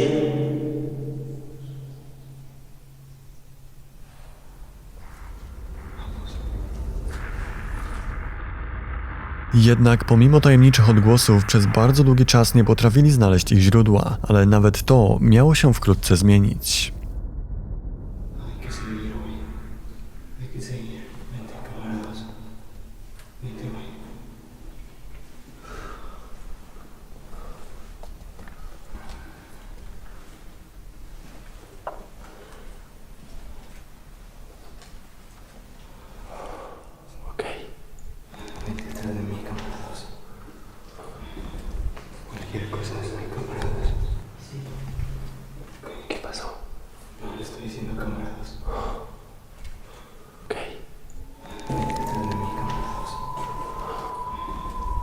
Cualquier cosa de mis camaradas. Sí. Ok. Cualquier cosa de mis camaradas. Sí. Ok. Gdy znajdowali się przy kolejnych schodach, gdy światło latarki padło na ich szczyt, przez krótką chwilę jesteśmy w stanie zauważyć coś, co przypomina zarys stojącej w półmroku postaci. Były jednak dwa problemy. Poszukiwacze duchów byli w tamtym miejscu sami, a nawet gdyby w tunelu znajdował się ktoś obcy, to jego kroki bez trudu byłyby słyszalne na nagraniu. Jednak nic takiego nie słychać. Co więcej, gdy tylko weszli po schodach na górę, po tajemniczej postaci nie było już nawet śladu. Jednak najbardziej przerażający moment miał dopiero nadejść.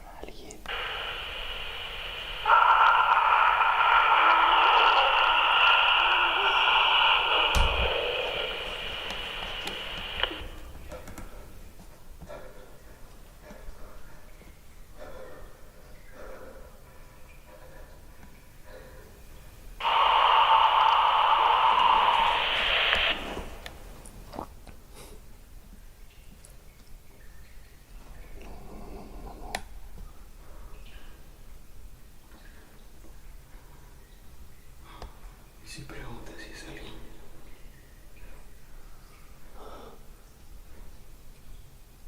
Por el radio. Que alguien lo haya agarrado o algo así.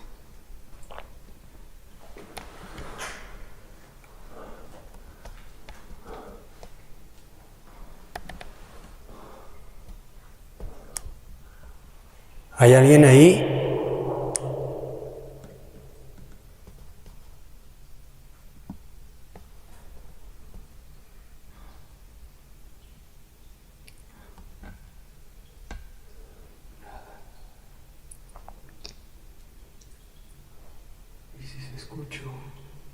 Se escuchó ahí al final. O sea que sí está ahí todavía. Sí. ¿Y si preguntas otra vez? Ok.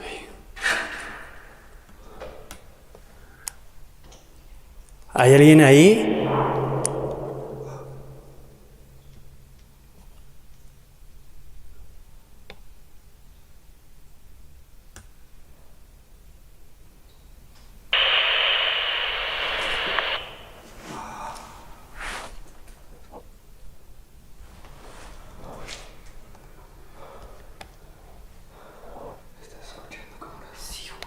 Güey, yo no tengo aquí, güey.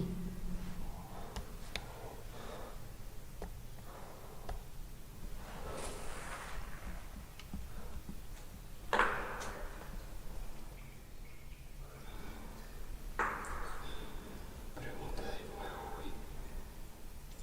¿Y si preguntas si es la mujer? No mames.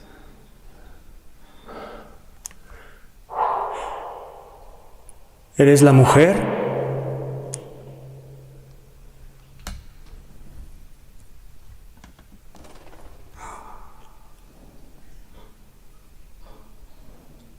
Otra vez. Pregunta otra vez. ¿Eres la mujer?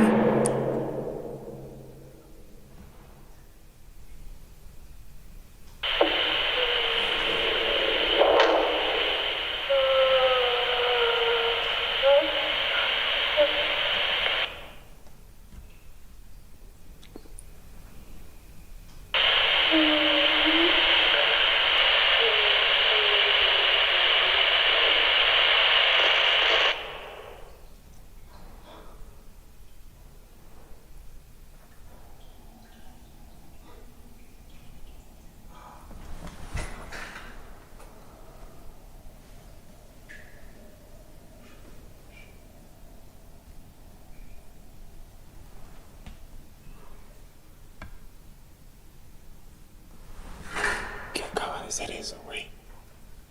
No sé, voy a ir por la cámara. Voy por la cámara y un poquito. Ok. Pasito solo. Tamtej nocy działo się więcej przerażających rzeczy, ale nie będę wam psuł zabawy. Najlepiej będzie, jeśli obejrzycie ten materiał w całości na kanale Archivo Extinto.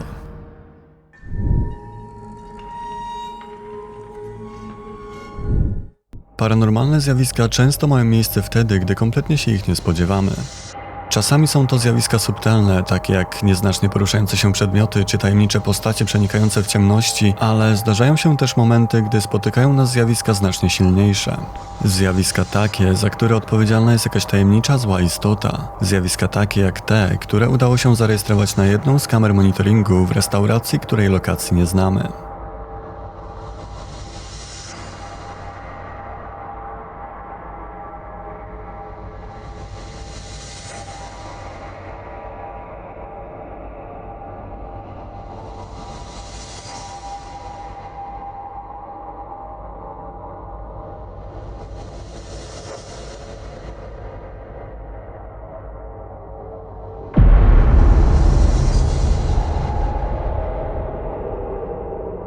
Niczego nie spodziewająca się kelnerka podczas wykonywania swojej pracy nagle zostaje pociągnięta z ogromną siłą za włosy. Problem polega na tym, że nigdzie nie widać źródła tej tajemniczej siły. Niestety o samym nagraniu tak naprawdę nic nie wiadomo, do tego urywa się nagle, zaraz po niespodziewanym ataku. Tak naprawdę nie wiadomo, czy kobieta odniosła jakieś mocniejsze obrażenia, ani czy na tym nietypowa sytuacja się w ogóle skończyła.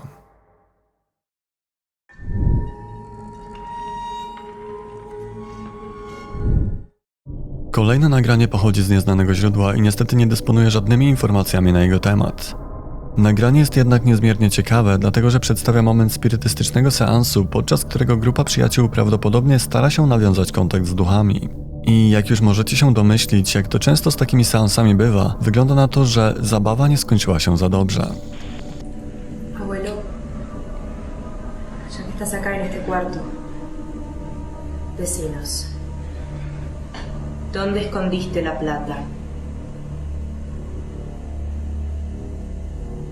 ¿Dónde escondiste la plata, abuelo? Dale, Lucas, en serio, estoy parado. Dale, subo, para todo. No puedo más, Lucas, yo no puedo más. ¿Qué pasa, Sophie? Gdy Sophie, kobieta prowadząca sesję, raz po raz kierowała swoje słowa w stronę duchów, w pewnym momencie stojące nieopodal meble zaczęły się trząść za sprawą niewidzialnej siły. Najgorsze jednak było to, że niemal w tym samym momencie Sophie zdaje się wchodzić w jakiś trans, zupełnie tak jakby to, z czym się skontaktowali, próbowało zawładnąć jej ciałem, a być może zrobić jej krzywdę. Niestety nagranie nagle się urywa, a my nie mamy szans dowiedzieć się, co działo się dalej. Bardzo długo szukałem jakichkolwiek informacji na temat nagrania w internecie, ale nie byłem w stanie znaleźć nawet najmniejszej wzmianki. Niestety o tym, jak rozwinęła się sytuacja, możemy się jedynie domyślać.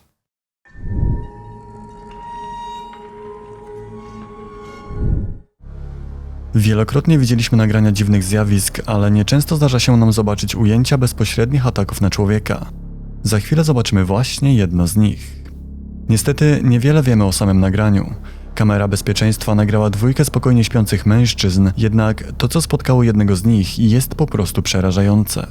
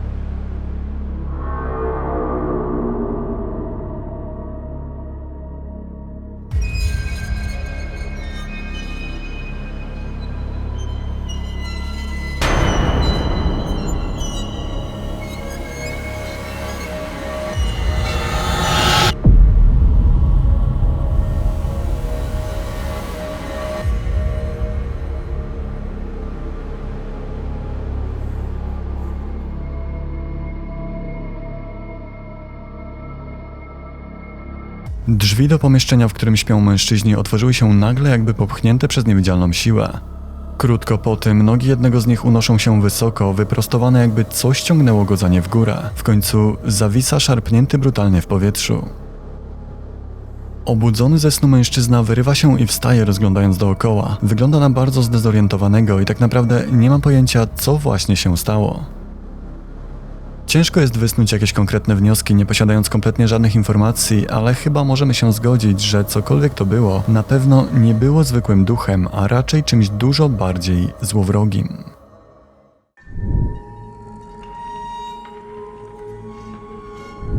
Przebywając na górnym piętrze swojego domu, pewna kobieta usłyszała podejrzane odgłosy.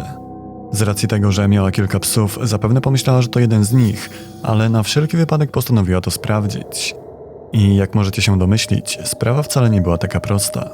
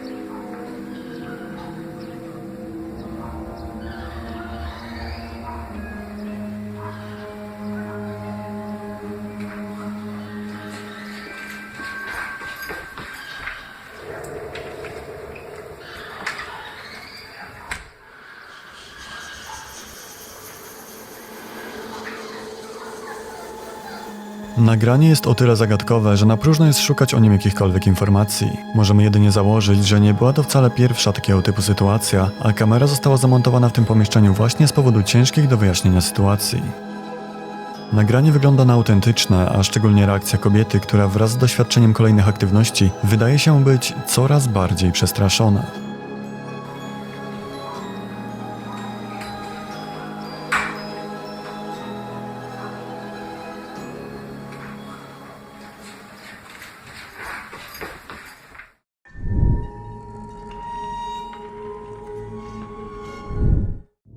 Kolejne nagranie otrzymałem od obserwującej kanał Karoliny. I mimo tego, że nie znamy źródła nagrania, to uznałem, że jest to materiał, który warto wspólnie zobaczyć.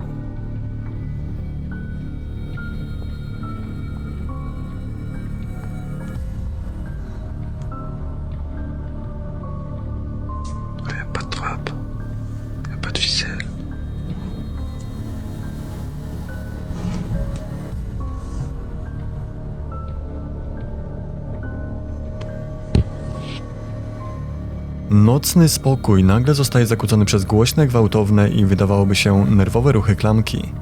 Jednak zawsze, gdy autor nagrania zagląda do środka, okazuje się, że pomieszczenie jest po prostu puste.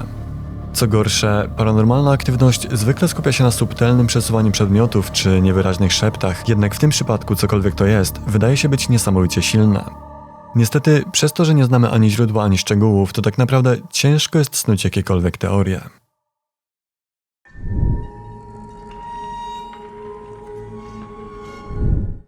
Pewna kobieta od momentu śmierci swojego męża doświadcza w ich jeszcze niedawno wspólnym domu niewyjaśnionych zjawisk. Kobieta zwróciła się o wsparcie do członków rodziny, aby zamontowali w domu kamery i jak najczęściej ją odwiedzali, dzięki czemu dzisiaj możemy oglądać ten materiał. Pewnej nocy syn kobiety został obudzony przez dziwne hałasy dobiegające z piwnicy, do której postanowił zejść, jednak w drzwiach do piwnicy stanął mu pies.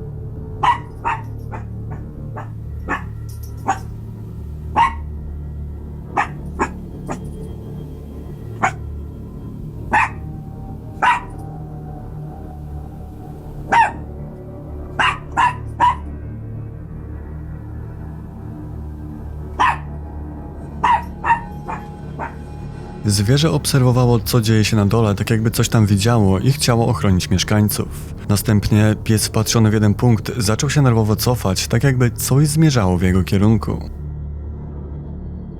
Jednak to tak naprawdę nic w obliczu sytuacji, która zdarzyła się kilka nocy później. Nad ranem kamera umieszczona w sypialni matki zarejestrowała przerażające zdarzenie.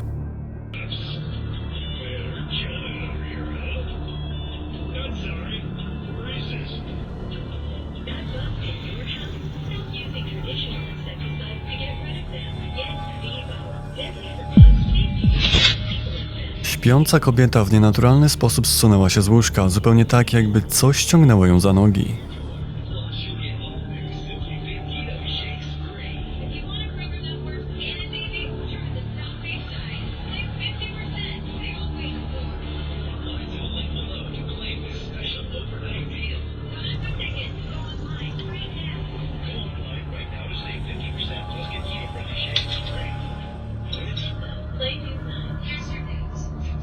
Kiedy przerażona kobieta w końcu wstała z podłogi, była całkowicie oszołomiona i zdezorientowana tym, co właśnie się stało, co zresztą nie było wcale takie dziwne. Przerażona rodzina zwróciła się o pomoc do łowców duchów, którzy zgodzili się przyjechać, a swoje obserwacje rozpoczęli od piwnicy.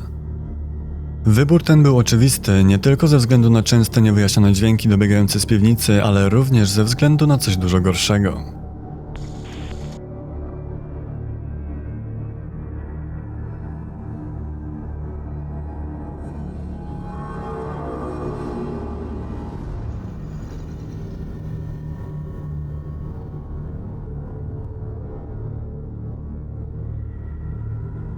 Pewnej nocy zamontowana w garażu kamera zdołała nagrać coś, co przywodzi na myśl tylko jedno – tajemniczą zjawę bezszelestnie sunącą w powietrzu.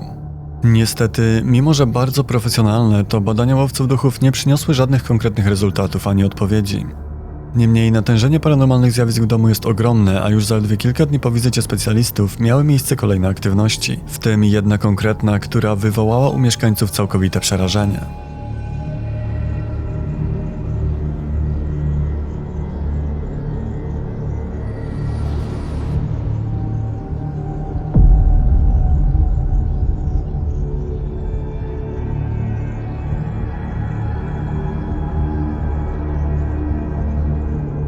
Według rodziny w tym krześle zawsze przesiadywał zmarły ojciec i mąż. Co ciekawe, to właśnie to krzesło i piwnica były jego ulubionymi miejscami, gdzie spędzał większość czasu.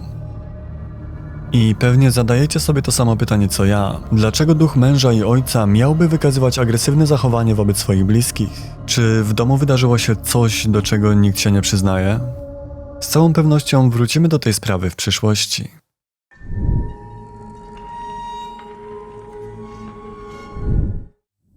Jak dobrze wiemy, zwierzęta są wyczulone na wszelkiego rodzaju zjawiska. Często widzą i czują więcej niż my, jednocześnie zachowując się w sposób, który niejednemu potrafi dostarczyć dreszczy. Właśnie coś takiego przytrafiło się autorowi kolejnego nagrania. Brandon prowadzi rozrywkowy kanał na YouTube. Udostępnia na nim vlogi, reakcje i różnego rodzaju wyzwania. Jednak jeden z wrzuconych filmów różni się wyraźnie od pozostałych.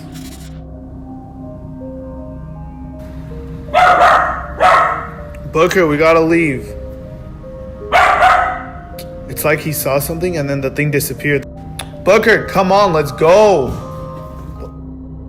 Sytuacja miała miejsce w nocy. Co ciekawe, Brandon utrzymuje, że w jego domu odkąd pamięta działy się ciężkie do wytłumaczenia rzeczy, jednak nigdy nie przywiązywał do nich zbyt dużej uwagi, a raczej nie próbował nawet tego w żaden sposób wyjaśnić. To jednak dopiero reakcje jego psa utwierdziły go w przekonaniu, że w jego domu znajduje się coś, czego wcale nie powinno tam być. He keeps going back there. I'm telling you guys, I have the worst vibes. Like, all the hair in my body is just standing up. I'm trying to get out of here, but Booker is not leaving. Like, I'm trying to call Booker and he usually listens to me and he won't listen right now. I don't know, it's so weird. Booker, come here. See, he doesn't even look at me. Usually when I call his name, it's like this. He comes right away. Booker! But I swear to you guys, it feels like I'm not the only one in this house. And I'm not talking about me and Booker. Like, my whole, my head feels weird. My body feels weird. I'm sweating. All the hairs on my neck are standing up. Booker, stop that! It literally looks like someone is telling him what to do. Like someone's telling him, go back, sit. Like, it's crazy. It's crazy right now.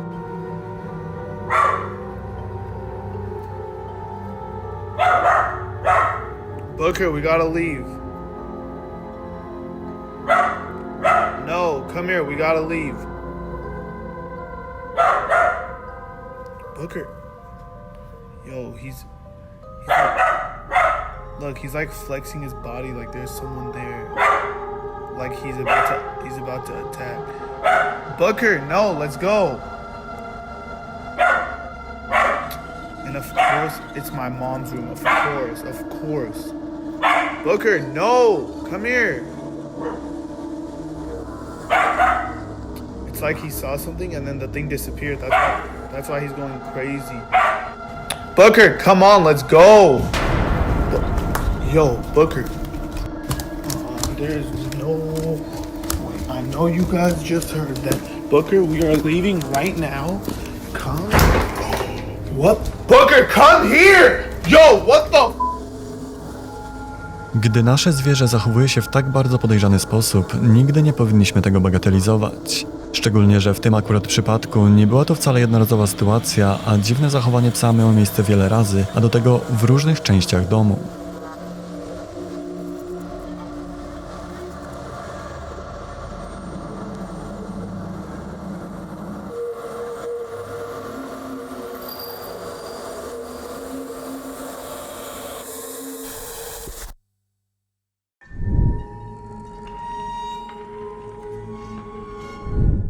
Nagranie, które zaraz zobaczymy, pochodzi z Japonii sprzed kilku lat. Zawód kierowcy taksówki wydaje się niebezpieczny głównie ze względu na pasażerów, ale to, czego doświadczył pewien taksówkarz podczas nocnego objazdu, nie miało nic wspólnego z zagrożeniem ze strony prawdziwych ludzi. Mężczyzna zauważył na poboczu młodą kobietę, więc zatrzymał się, otworzył drzwi, ale kobieta w tym czasie zniknęła. Zdezorientowany, ale pewny, że coś mu się przewidziało, zamyka drzwi i rusza dalej. A jako, że robiło się już późno, kierowca kieruje się powoli w stronę swojego domu. I to właśnie wtedy na kamerę zamontowaną w taksówce udało się zarejestrować coś nadzwyczajnego.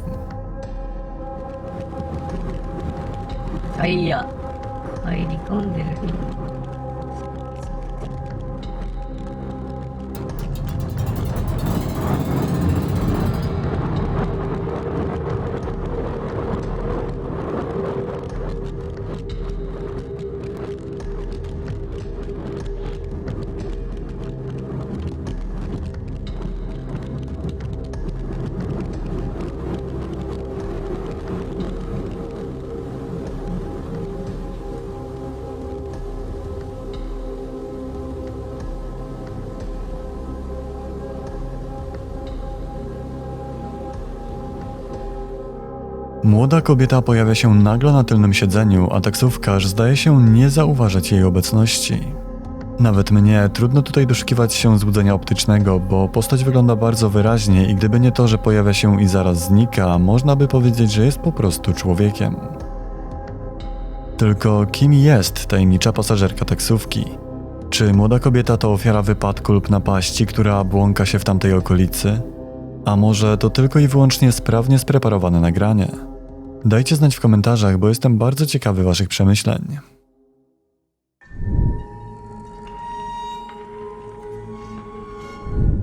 Jeśli chodzi o kolejne nagranie, to wiemy jedynie tyle, że pochodzi z Japonii, a autor nagrania, jeśli uznamy je za autentyczne, znalazł się w naprawdę dziwnej sytuacji. Zobaczcie sami.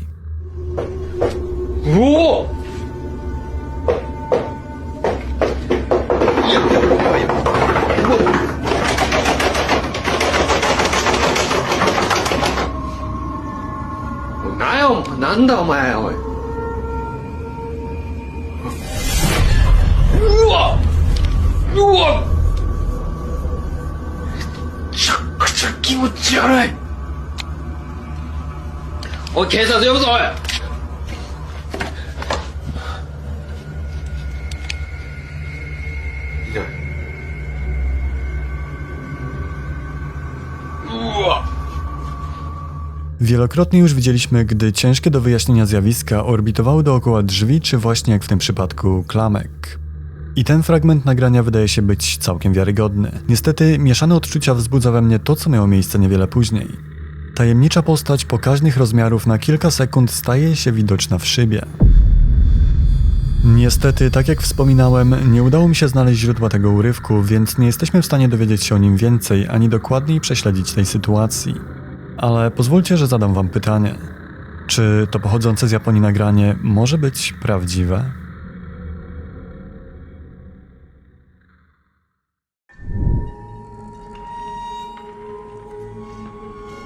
Kolejne nagranie zostało udostępnione w mediach społecznościowych. Pewnego wieczoru grupa znajomych wybrała się na huśtawkę znajdującą się w pobliskim parku, a cała zabawa została nagrana przez jedną z kobiet. Problem polega na tym, że huśtająca się dziewczyna nie była jedyną rzeczą, którą udało się wtedy nagrać. Oglądajcie bardzo uważnie.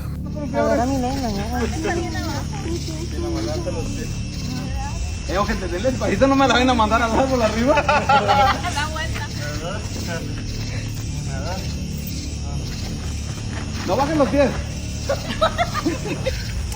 Ahí era la buena. No bajes los pies.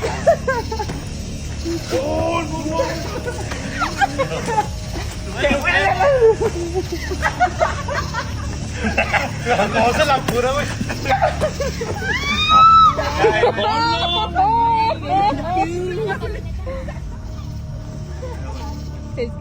Kiedy rozpoczęli zabawę, w oddali za nimi pojawiła się tajemnicza postać, która wydaje się obserwować ludzi z ciemności. Wygląda tak, jakby cokolwiek to jest, przyczajone wyczekiwało na odpowiedni moment do ataku. Kiedy jednak kobieta na huśtawce obraca się w jej stronę, postać natychmiastowo usuwa się z pola widzenia. Cokolwiek ich wtedy obserwowało, jak przyznają sami autorzy, żaden z nich w tamtym momencie nie zdawał sobie z tego sprawy.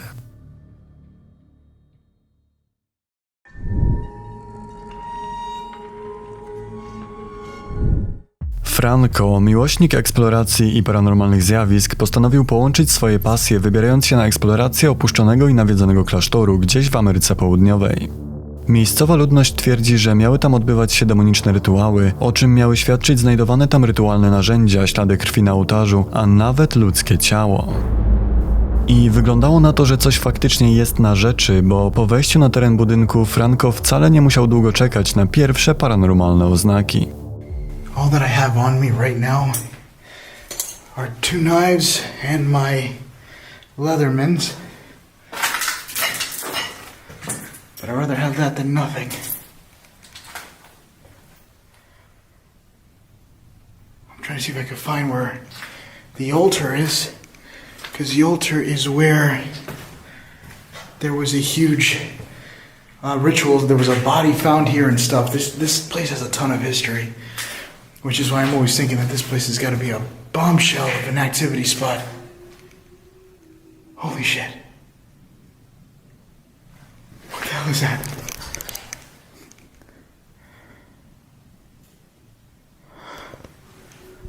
Listen.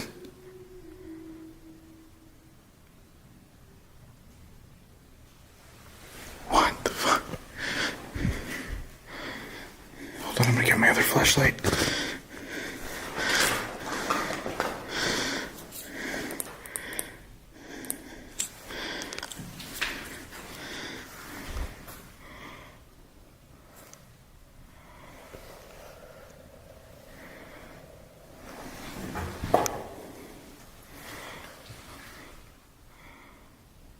Hola?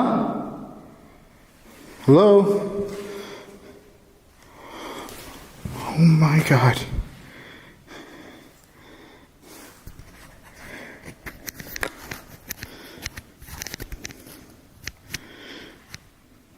There.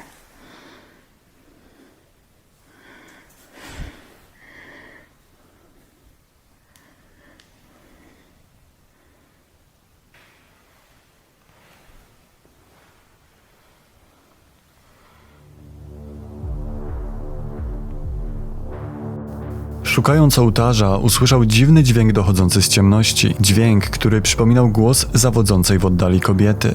Franco bez namysłu postanowił wykorzystać okazję i spróbować nawiązać kontakt. I'm looking to find out who was the person that was humming inside this altar. I want you to show yourself to me. Let me know who you are. Are you from the light or are you from the dark?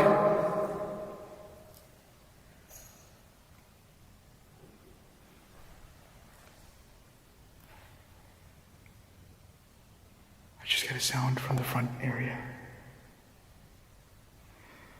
What is it that you want? Are you at peace? Are you protecting this place? I keep looking over there because I think I'm going to see somebody. But it's empty. Is it okay that I could... I got another one.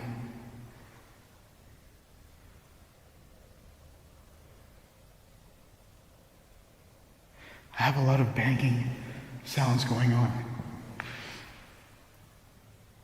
What is your name? I feel really scared right now. I don't know why. I just feel like I can't even move. Look. If you're from the dark, can you come close to me again? I have like this really shocked feeling on me right now. And I'm looking all around me. And everything is quiet. Can you get close to the spirit box, the black box on the counter? Something's going on with my camera. I was told that when the camera blurs like that, it's because something's standing right in front of it. Can you tell me your name? Holy shit.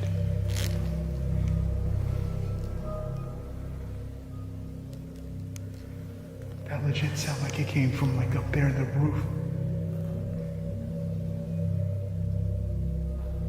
Written. It is written. What is written? Are you referring to the Bible? Can you come close to the black box in my hand?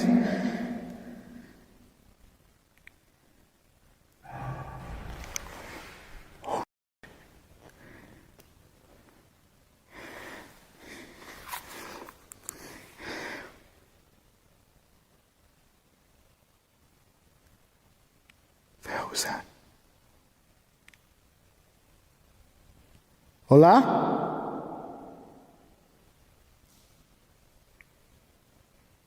I just heard what sounded like somebody talking. Podczas próby nawiązywania kontaktu usłyszał wiele tajemniczych dźwięków, łańcuchy, głosy i stukanie. I jak sam twierdzi, jego ciało ogarnęło dziwne, paraliżujące przerażenie, jednak postanowił kontynuować eksplorację i w pewnym momencie dotarł do podejrzanej studni znajdującej się na zewnątrz budynku. Holy shit.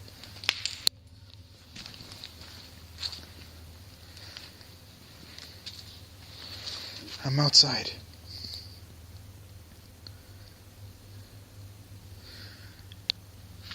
I had a bad past.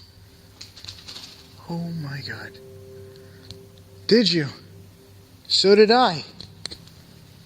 Was it daddy problems or something else? What is this? There's a hole in there. Ayunda. There's a name here. Oh, I can still hear it. Good. Good that I could still hear you?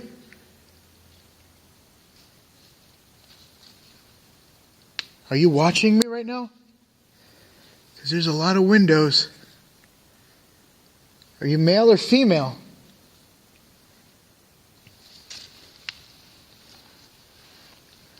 Are you inside this well? Holy shit. Oh shit. I just heard something. And it legit sounded like it sounded like something just said no. What the hell was that?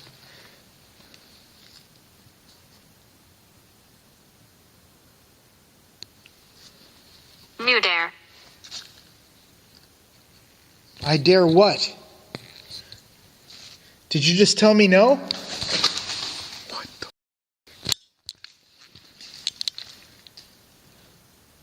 I'm dying.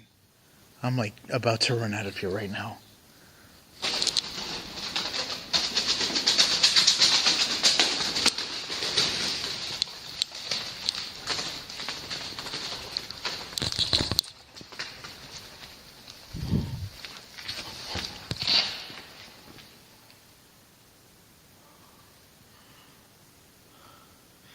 This thing literally just said, "Do you dare?" And then all the...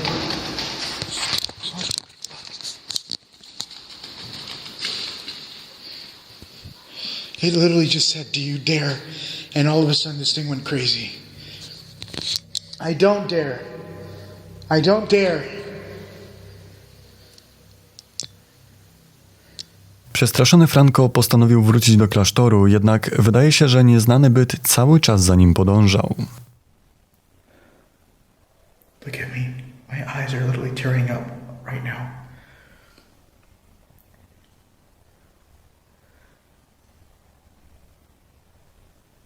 I am so freaked out being in here.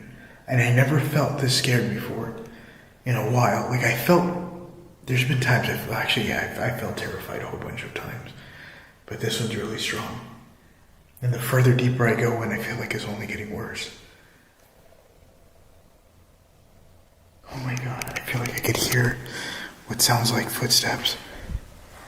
Holy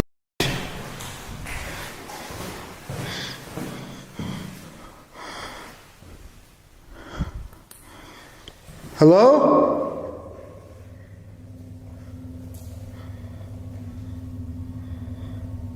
Hola?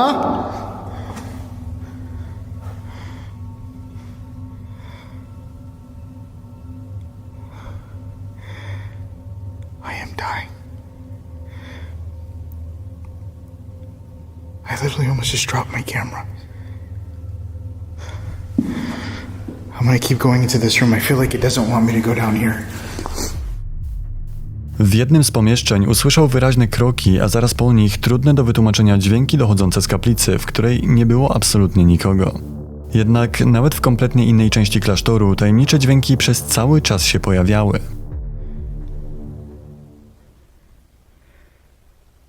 Can you give me another sound that you're here? Draining. What's draining? Are you draining? Is your power draining? I feel like I'm having a legit conversation with this entity. Or spirit or person, whatever you want to be preferred as. What would you like me to prefer you as? A ghost? A person? What the hell was that?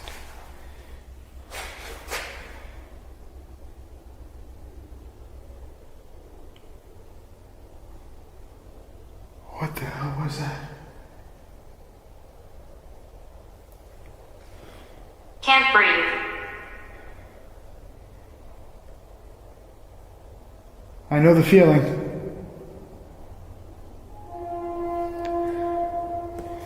Something's making a noise. Like a horn. I don't know what that is. It sounds like a horn from a car, but bigger. Od momentu kontaktu z tajemniczym bytem wyglądało na to, jakby ruiny klasztoru dosłownie ożyły, a z niemal każdej jego części zaczęły dobiegać ciężkie do wyjaśnienia odgłosy. Oczywiście było to tylko kilka fragmentów z całej nocy spędzonej w tym miejscu. Jeśli więc chcecie obejrzeć ten materiał dokładniej, możecie to zrobić bezpośrednio na kanale Franco, a link do tego materiału znajdziecie tak jak zawsze w opisie.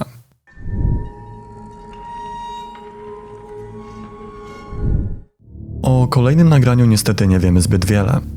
Grupa mężczyzn wybrała się na biwak w lesie. Jeden z nich wyszedł w środku nocy z namiotu, ale to co powróciło zamiast niego było... no właśnie, było czym? Zobaczcie sami. Preston. Preston.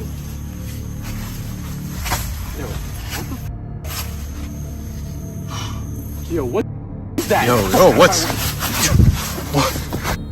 Run! Run! Guys, wait! Oh. Czym było stworzenie, które zakradło się do nieświadomej grupy znajomych? Czy tutaj również mamy do czynienia ze Skinwalkerem? A może był to sławny The Rake? No i co ważniejsze, co stało się z ich kolegą, który wyszedł w ciemność i nie wrócił? Dajcie koniecznie znać, co sądzicie o tym nagraniu w komentarzach.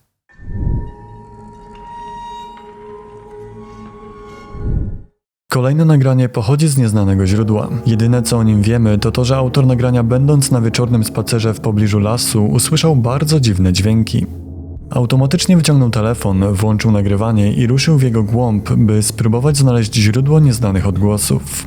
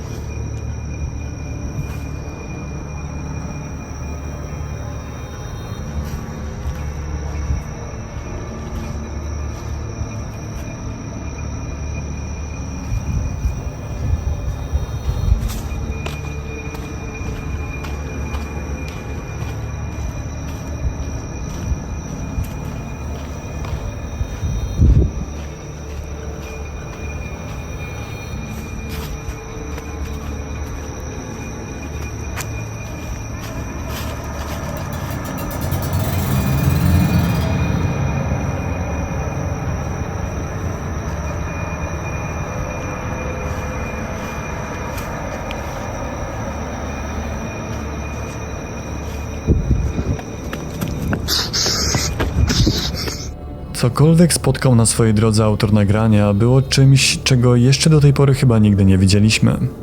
Gdy mówimy o tajemniczych kryptydach, zwykle jest to stworzenie humanoidalne, jednak tutaj cokolwiek to jest w najmniejszym stopniu nie przypomina człowieka. Z jednej strony to dobrze, że stworzenie zignorowało mężczyznę, bo mógł to być jego ostatni spacer, ale z drugiej strony trochę szkoda, bo nie jesteśmy w stanie przyjrzeć się mu dokładniej.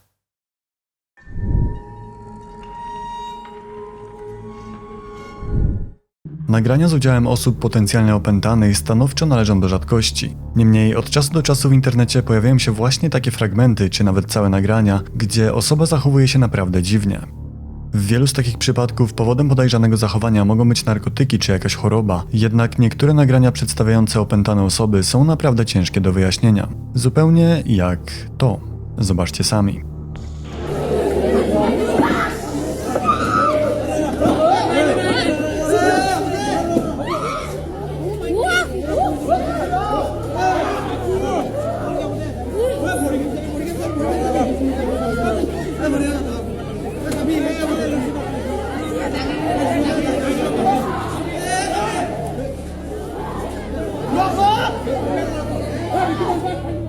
Na nagraniu widzimy kobietę, która wydaje się być całkowicie pozbawiona kontroli nad swoim ciałem, a mimo że pomóc próbuje kilku dorosłych mężczyzn, to mają znaczne problemy z jej utrzymaniem. I choć widzieliśmy już podobne nagrania w przeszłości, to zwróćcie uwagę na moment, gdy kobieta zdaje się nieznacznie unosić w powietrzu.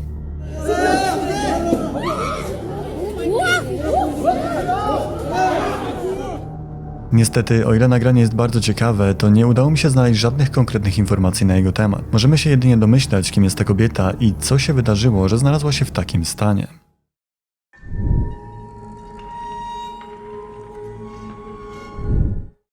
Kolejna sytuacja, analogicznie do poprzedniego nagrania, przedstawia potencjalne opętanie. Różni się jednak tym, że przerażający moment był transmitowany na żywo. Autorkami transmisji są dwie młode dziewczyny. Były to zwykłe pogaduchy z widzami i nic nie wskazywało na to, że stanie się coś nadzwyczajnego. To jest do momentu, gdy jedna z nich zaczęła się naprawdę dziwnie zachowywać. Zobaczcie sami.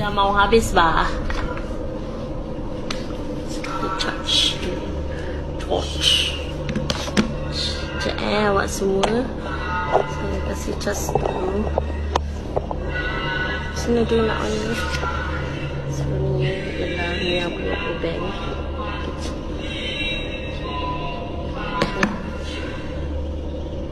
Seru. Oh, pantat. Sorry. Ya.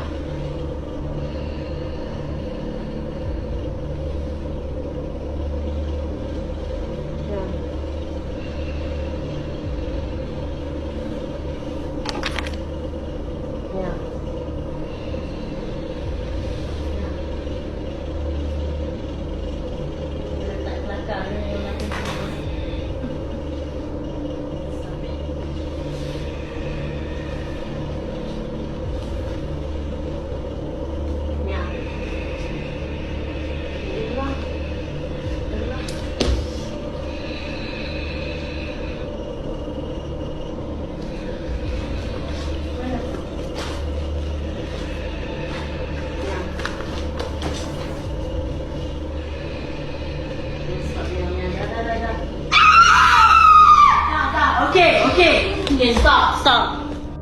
Wszystko wyglądało totalnie normalnie, a nagle w jednym momencie wydarzyło się kilka naprawdę dziwnych rzeczy. Najpierw mrugające światło, niemal w tym samym momencie pojawiający się cień w korytarzu, zatrzaskujące się samoczynnie drzwi, a później przyprawiające o ciarki zachowanie jednej z dziewczyn. Pytanie tylko, jaki był powód tego wszystkiego? Dziewczyny nie przeprowadzały żadnego seansu, nie grały w Ouija ani nic z tych rzeczy, więc co się stało? Zwróćcie uwagę na to, że w pewnym momencie jedna z nich zdaje się słuchać czegoś na telefonie. Nie słychać tego zbyt dobrze, ale gdy się przysłuchamy, możemy usłyszeć coś naprawdę dziwnego. Posłuchajcie. Sini dulu nak ni. Sebelum ni ialah ni aku punya bank. Słyszeliście to? Nie mogę pozbyć się wrażenia, że dziewczyna odtworzyła na telefonie jakąś modlitwę, czy może słowa demonicznego przywołania, albo coś podobnego. To ma sens, bo dziwne rzeczy zaczęły się natychmiast po tym, gdy tajemnicze audio z telefonu się skończyło. Niestety nie znam szczegółów i możemy snuć jedynie domysły, ale napiszcie mi w komentarzu, co sądzicie o mojej teorii. I tak dobrnęliśmy do końca naszego corocznego podsumowania.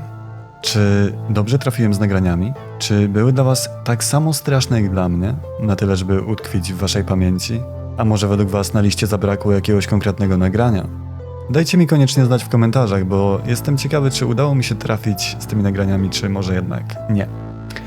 A tymczasem jeszcze raz bardzo wam wszystkim dziękuję za wspólny rok. Mam nadzieję, że 2024 będzie równie owocny w nasze kochane Paranormal i zobaczymy się w przynajmniej takim samym zacnym gronie na kolejnym podsumowaniu. A póki co, na dzisiaj to tyle. Do usłyszenia już niedługo w następnym odcinku. Trzymajcie się. Cześć!